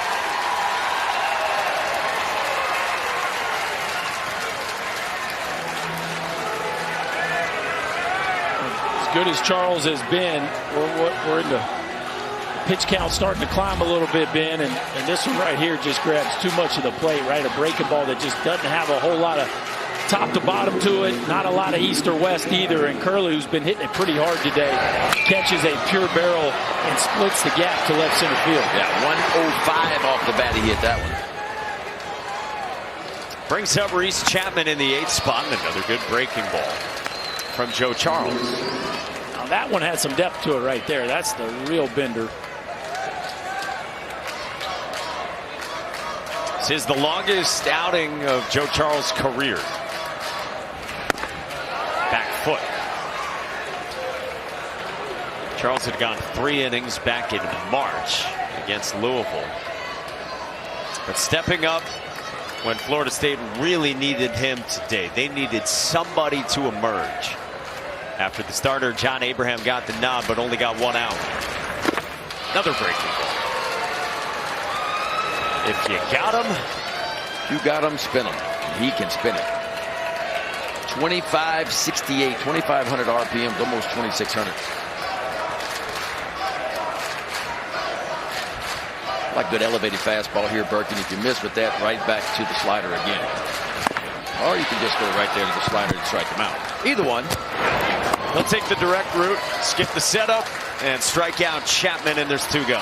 When it's that good, it's that good. Yeah, you said it earlier in the game. You're reading swings, right? And Chapman never looked like he saw the breaking ball. That spin is tight now. He spun that one almost 2,700 RPMs. That's about 300 more revolutions than the average big league breaking ball.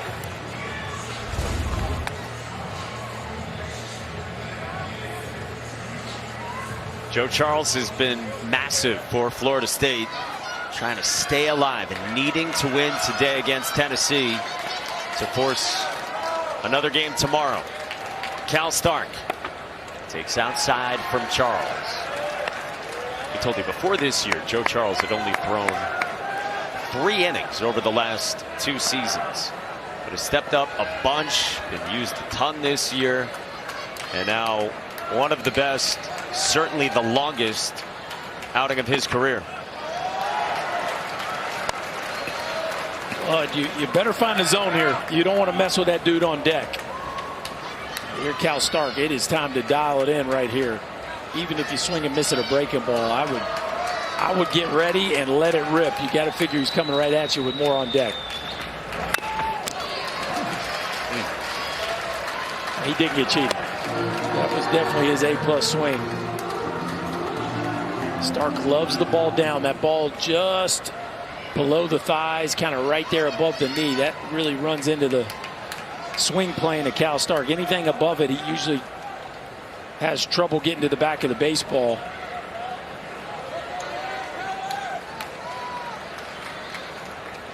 Cal Stark in search of his first hit here at the Men's College World Series.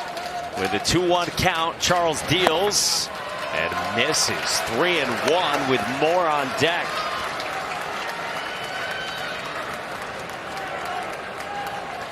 Who looks at ease.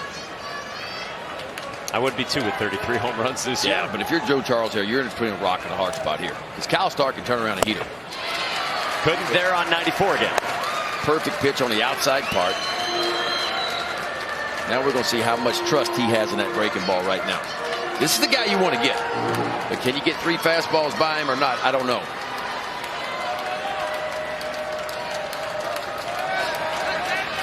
(3-2). Stark fouls it off. 95 from Charles. The longest outing of his career, still holding that velo. He is digging deep.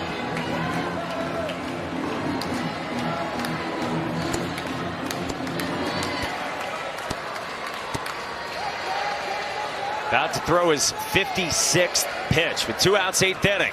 Swing and a miss, but it caroms away. West will have no throw on a drop third strike. The inning continues for Christian Moore. Another tough break from Florida State right there, because that was a beautiful breaking ball by Joe Charles. I mean, 3 heaters in a row. You had him set up. There's a really good look at it. This ball dives down and away. Jackson West just not able to keep it in front, kicks away. So you got a 1st and 3rd and 2-out situation. Here comes Christian Moore. Well, he did his best, too, to try to angle his chest protector back towards home plate, but that ball bounced so hard backwards when it landed that it kind of skimmed off the edge of his chest protector. And this conversation's all about, it might be, do you even want to mess with Moore, or do you feel more comfortable with Moore or Burke? Like, this is where you find yourself when you're facing the top part of this Tennessee order. Both guys are excellent. Both guys are going to be high draft picks. But nobody at this event has swung the bat better than Christian Moore. Would you walk him when every run is at a premium? You'd be putting another guy on, and you'd be choosing a righty to a lefty. I think do you trust Joe Charles to keep the ball on the edge and make quality pitches? And if you don't feel like he can do that, I'm not going to let Christian Moore pick up a big base hit right here. I'm going to pitch to him, but pitch around him, if that makes sense. If he wants to get himself out and chase some balls on the outside part, I'll pitch to him. But if not, I'd rather face Blake Burke. For Charles, he's actually been better against lefties than righties. Reverse splits, even though you wouldn't expect that with his big breaking ball. But they will let Joe Charles go get Christian Moore with 2 outs in the 8th inning and 2 on. Second meeting between these two. Charles entered this game in the 4th, faced Moore in the 7th, and got him to ground out rather softly to 3rd, leading off that inning.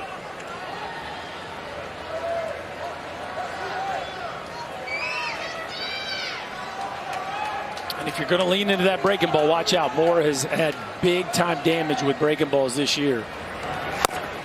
Got a backup breaking ball there for a strike. Yeah, the coaching staff has said that Christian Moore is torturing spin in a way that he didn't last year. We asked him about it this week. He said, I don't know nothing about that, to be honest with you. He just hits. Fastball for a strike there, 1-2. That's a fantastic pitch. Breaking ball, and then just got the corner with 94.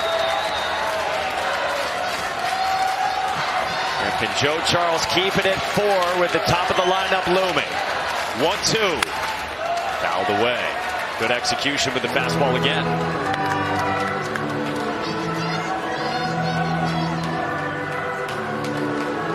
This is a man feeling pretty good about his chances up to bat. Like, he's going to foul this one off, and he's looking right back at Charles. Like, okay, let's dance. Like, I'm here, you're here, let's party. Heater in. Get the fastball in. You get one in, you can get him. Check swing. Did he go? No. On a backup breaking ball, 2-2. You want to see that fastball? I want to see it in, because Simo has shown it. You talk about spin and him sitting on spin and being able to really turn. That tells me he's waiting. He's letting that ball travel. The double he had down the line, he let it travel. You can paint a fastball on the inside part of the plate here. I'm saying you'll get him. I think that'd be the last place he'd be expecting his fastball in here. The question is, do you have the confidence to run it in there? Can you jam it in there or not? And nowhere to miss on a 2-2 count. If you miss off the plate.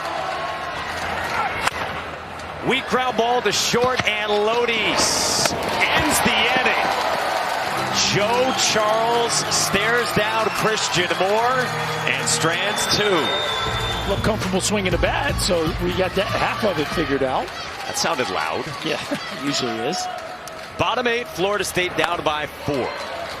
Must win to force another game tomorrow.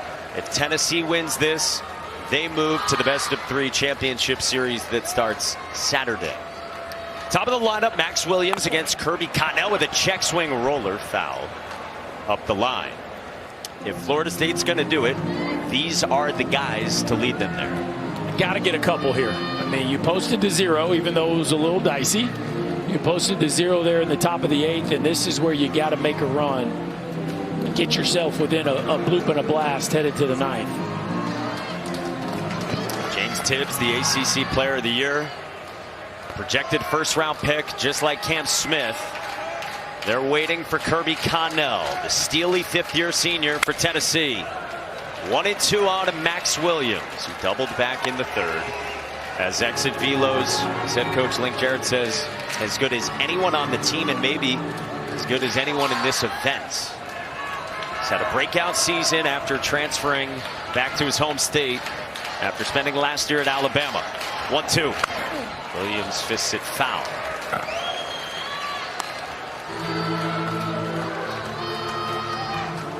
And fitting for Tennessee that it rests in the left arm of Kirby Connell, the program's all-time leader in appearances. Williams pulls one up the middle into center, a base hit. And the leadoff man is on for Florida State. There you go. That's how you draw it up. Got to get a couple at least, it feels like, and your leadoff guy starts the party with a absolute bullet right back up the box. Tennessee's got Nate Snead and Aaron Combs, their 2 best right-handers, ready to roll. It'd just be interesting to see here, probably after Tibbs would be my guess. Only the 2nd time today Florida State's leadoff hitter has reached. And now Cam Smith, sophomore star 3rd baseman. Down and away from Connell.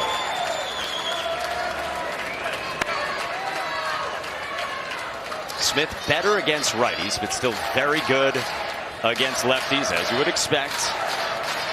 And Connell tasked with the righty and Smith.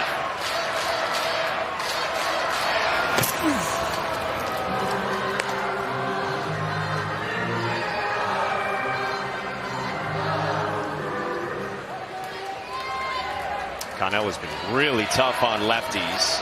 A little below average against righties. The 1-0. Grabs the back door for strike 1.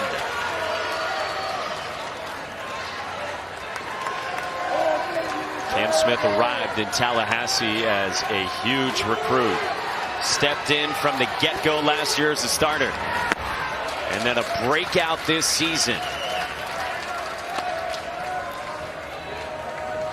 Told us this year he has slowed things down mentally. Went to his dream school, and last year he said wanted to be the superhero all the time. Now much more calm in the box. 2-1. Smith bullets one off Connell's glove. More to the bag. 2. Wow. I mean, Florida State just cannot catch a break in this one. Can't do it. What was the exit velo on that? He didn't read that. That had a lot going on here, Ben. Hits his glove, then bounces backwards when it hits the grass. Simo sticks with him. By then, the hard part was done. If this ball doesn't hit his glove, you're looking at 1st and 2nd, 1st and 3rd, maybe nobody out. Instead, they're empty for James Tibbs with 2 outs. Yes, there have been some self-inflicted wounds for Florida State. And yes, Tennessee has played a great game in its own right. But boy, there have been some tough breaks and some balls hit sharply right at people for Florida State. And as hard as the contact has been, you'd think they would have more to show for it. But a lot of that has had to do with the Tennessee defense making those plays. No doubt. That one right there was not an easy chance. That's off the edge. 1 and 2 on James Tibbs. Guy who's given so much to this program over 3 years and trying to continue his career. The ACC Player of the Year.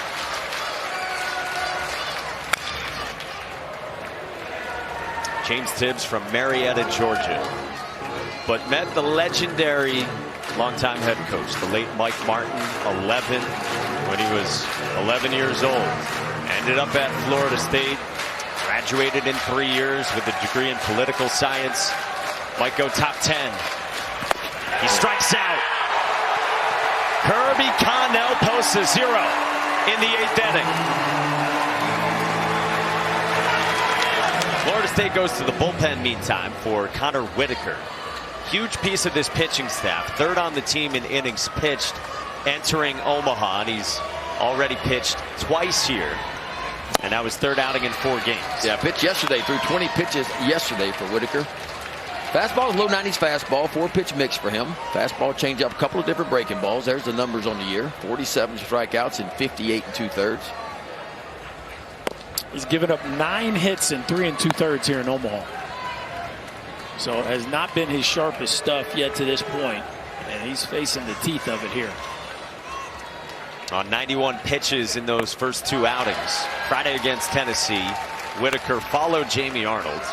Took over in the 6th, went 3 1/3, 71 pitches, and then came back yesterday against North Carolina.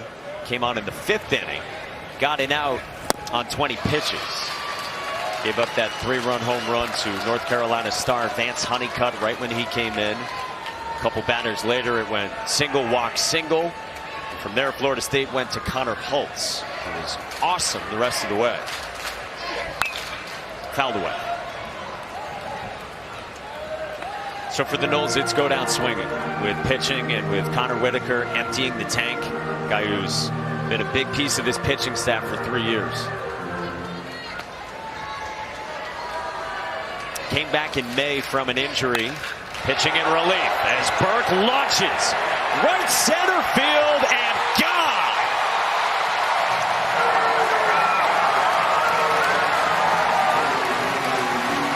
Crushed by Blake Burke for number 20. Might be a lot of balls you want to throw him, but that's not where you want to throw it to a typical left-hander right there. A little bit down, a little bit in, and Blake Burke just goes down and puts his nose on this one. And I'm telling you what, we've seen some long ones here. I don't know if any's any longer than that one right there.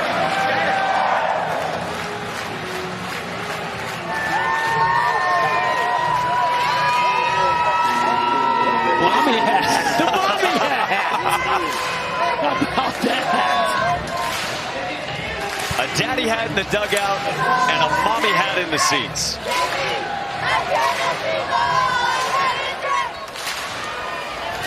(7-2) Billy Amick. So now 5 players for Tennessee have 20 home runs this season. There hadn't previously been a team in college baseball that had ever had 4.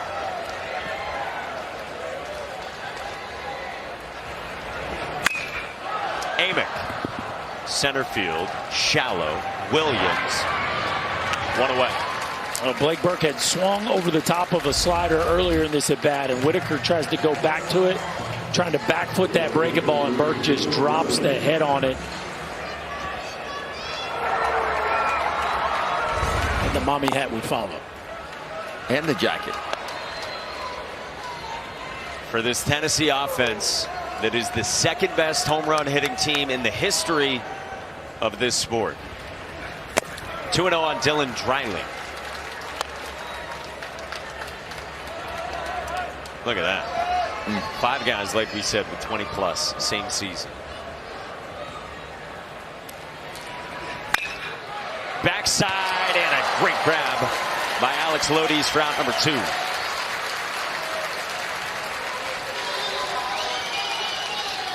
Again, Tennessee's trying to reach the championship round for the second time in program history.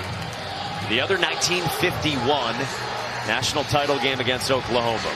And this group, which has a maturity about it, in the words of Tony Vitello, 3 outs away from getting there.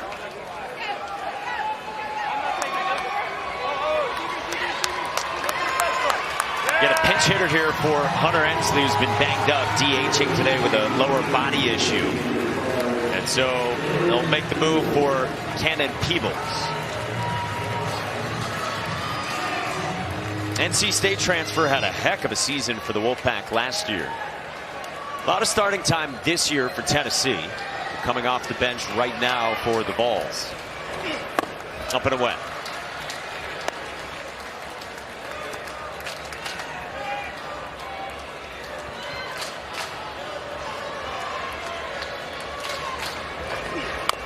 Check swing foul, 1-1 from Whitaker. This team looks scary in just about every way. And we kind of had a feeling when the events transpired the way they did on Friday night, the first 2 times these teams linked up, you just had a feeling Tennessee had kind of played around earlier in that game, and when they made that run, they were going to be a tough out from that point on. Now down by 5 to the bottom of the 9th. Think about what this journey has been like. James Tibbs told us to be the team last year that put a halt on that legacy was one of the hardest things I've ever dealt with. He said all the pressure, looking fans and alums in the eyes, said he felt like he let everyone down. But this group this year changed that and brought the Noles back to Omaha. And now they're down to their final 3 outs, trying to conjure up some magic, facing elimination. Yeah, and it won't be easy against Mr. Snead. Nate Snead, fastball is going to average 96, and he'll take it up a little higher than that from time to time. 4-pitch mix, but it's going to be heavy on the fastball and the slider for him. 97 to start from Nate Snead. 5 saves on the year. That's his 27th appearance. There's a number, 71 2/3. Not a big strikeout guy for as hard as he throws, 59 of them. Misses to Marco Dinges, who's had a tough luck day for Florida State out of the cleanup spot. Average exit velo on 3 outs is 110 miles an hour. It literally is one of the most unlucky days I have ever seen from a hitter. I mean, you mentioned it earlier, anything 95 and above the big league level. Why is it so hard, important to hit a ball hard? Because obviously the harder you hit it, the better chance you typically have of getting a base hit. But it has not been that way for Dinges today. To center and to left and then to second. For Marco Dinges with dangerous Jaime Ferrer on deck. Nate Snead's 3-1. It's a strike. Snead pitched Friday against Florida State. Final 2 1/3 shutout. 39 pitches. Sunday against UNC. 2 hitless to finish it off on 27 pitches. Gets a bouncer off the glove of Snead. Over to third, and Amick does not throw. And finally, Marco Dinges catches a break, and he's on for the Noles after this earlier. Well, to finish at 1 for 4, but man, it feels a lot better than that. He gets robbed of extra bases twice to start his afternoon. Right at Christian Moore. Just a little wry smile there as he gets to first base. You can just see how frustrated he is. And then finally a base hit that he had to work for as Nate Snead tried to take one away from him there.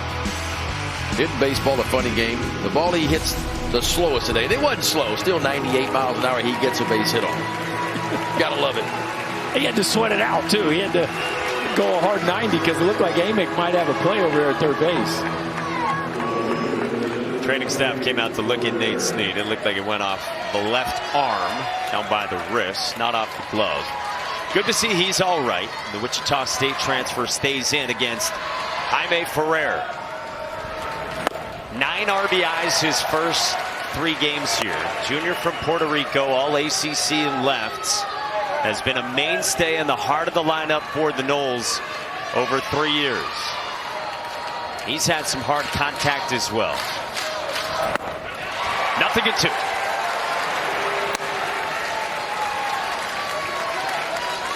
Second curveball we've seen from Snead. He only throws it 7% of the time, but that's 2 of those already in 8 pitches. The bigger bender from the right-hander. Ferrer lays off on the slider. Xander Sechrist was the starter, matching his career long with 6 1/3 today for Tennessee. Ferrer fouls one off himself.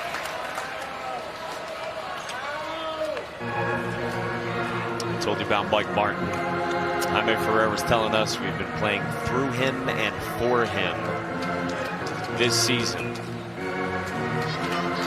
New head coach arrived a couple years ago.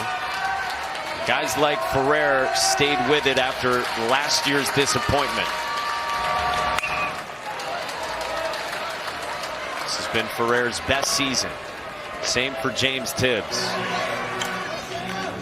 2 guys who rode the roller coaster at a place that comes with a lot of pedigree. A program that's been to Omaha the 3rd most ever. Bounced foul. This team started the year 19-0 and was the last unbeaten team in the country. Ben told you earlier, a 24-win improvement from last year, which was the worst year in program history. Fouled away again by Ferrer. Good at bat going here. Snead trying to go to that breaking ball to put him away, and seeing some of the reason maybe where there's not as many strikeouts as you would think, Ben. That put away pitch just not quite as sharp as it needs to be. Another 1-2 pitch. Fought off foul by Ferrer.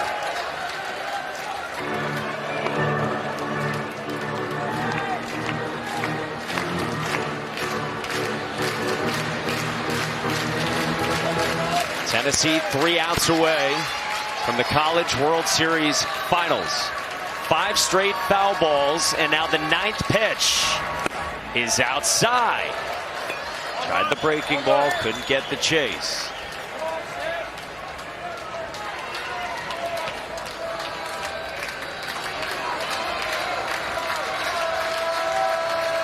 Tenth pitch. Ferrer strikes out. 1 gone. That almost looked like a 2-seam fastball there. That ball has a nice sink to it. A lot of 4-seamers, it looked like that's a 2-seamer right there. Ball just kind of dives down and in and just underneath the bat of Ferrer. Yeah, it's more of an old school sinker with Snead. Not the riser that we see from so many fireballers. An understandable Ferrer frustration. Now Daniel Cantu, 5th-year senior first baseman, after Ferrer went down by way of the K. Cantu homered his last time to the pull side in the 7th. 0-2.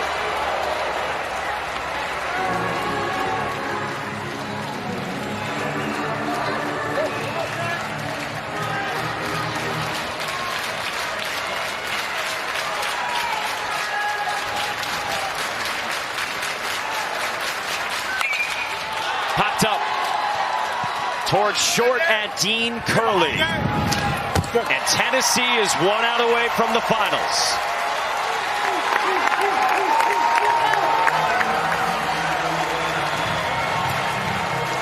Two years ago, Tennessee had a super team, unlike maybe anything we had seen in this sport. They ran into Notre Dame, led by, at the time, Link Jarrett. 2 years later, Tennessee is trying to punch a ticket to the finals against a Link Jarrett-led squad. It's up to Alex Lodies for Florida State.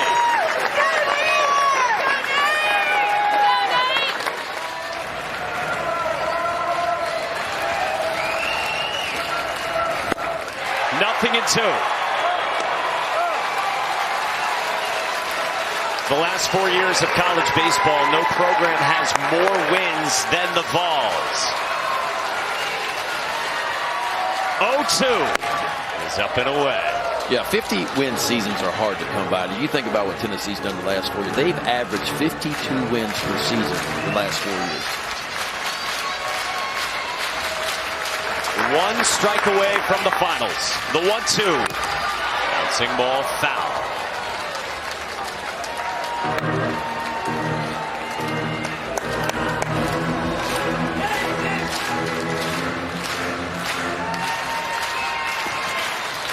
Nate Snead is ready with 2 outs in the ninth. 1-2.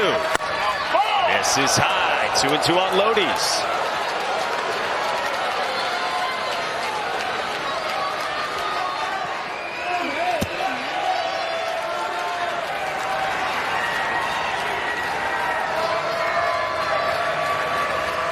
Two.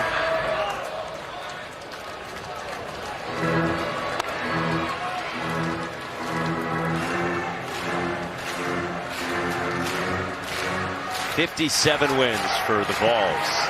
The number 1 overall seed for the second time in 3 years under Tony Vitello. 2-2 pitch is up high, and Dinges takes second.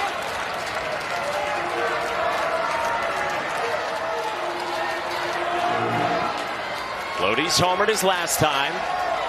Into the bullpen in right. 3-2. On a line to short and caught by Curley. Tennessee is headed to the finals of the College World Series.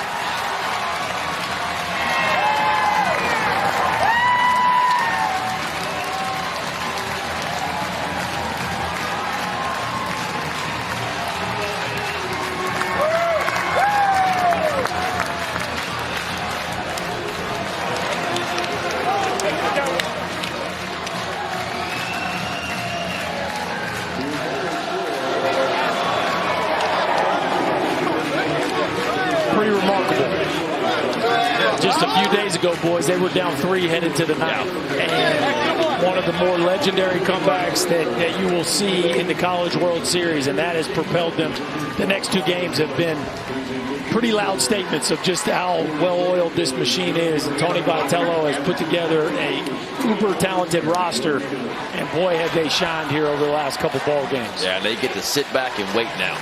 They've got to play into Tennessee now, and as we mentioned earlier, their rotation is going to be set for the finals. And think about this. That was their 58th win of the season. They win the College World Series, they're going to be a 60-win team if they pull it off. 60 wins. The 58 is the second most in SEC history. And Xander Sechrist, Kirby Connell and company knock out Florida State, who had a magical rebound season. The SEC goes 5-0 against the ACC in Omaha, and we will have an all-SEC final for the 3rd time in the last 4 years.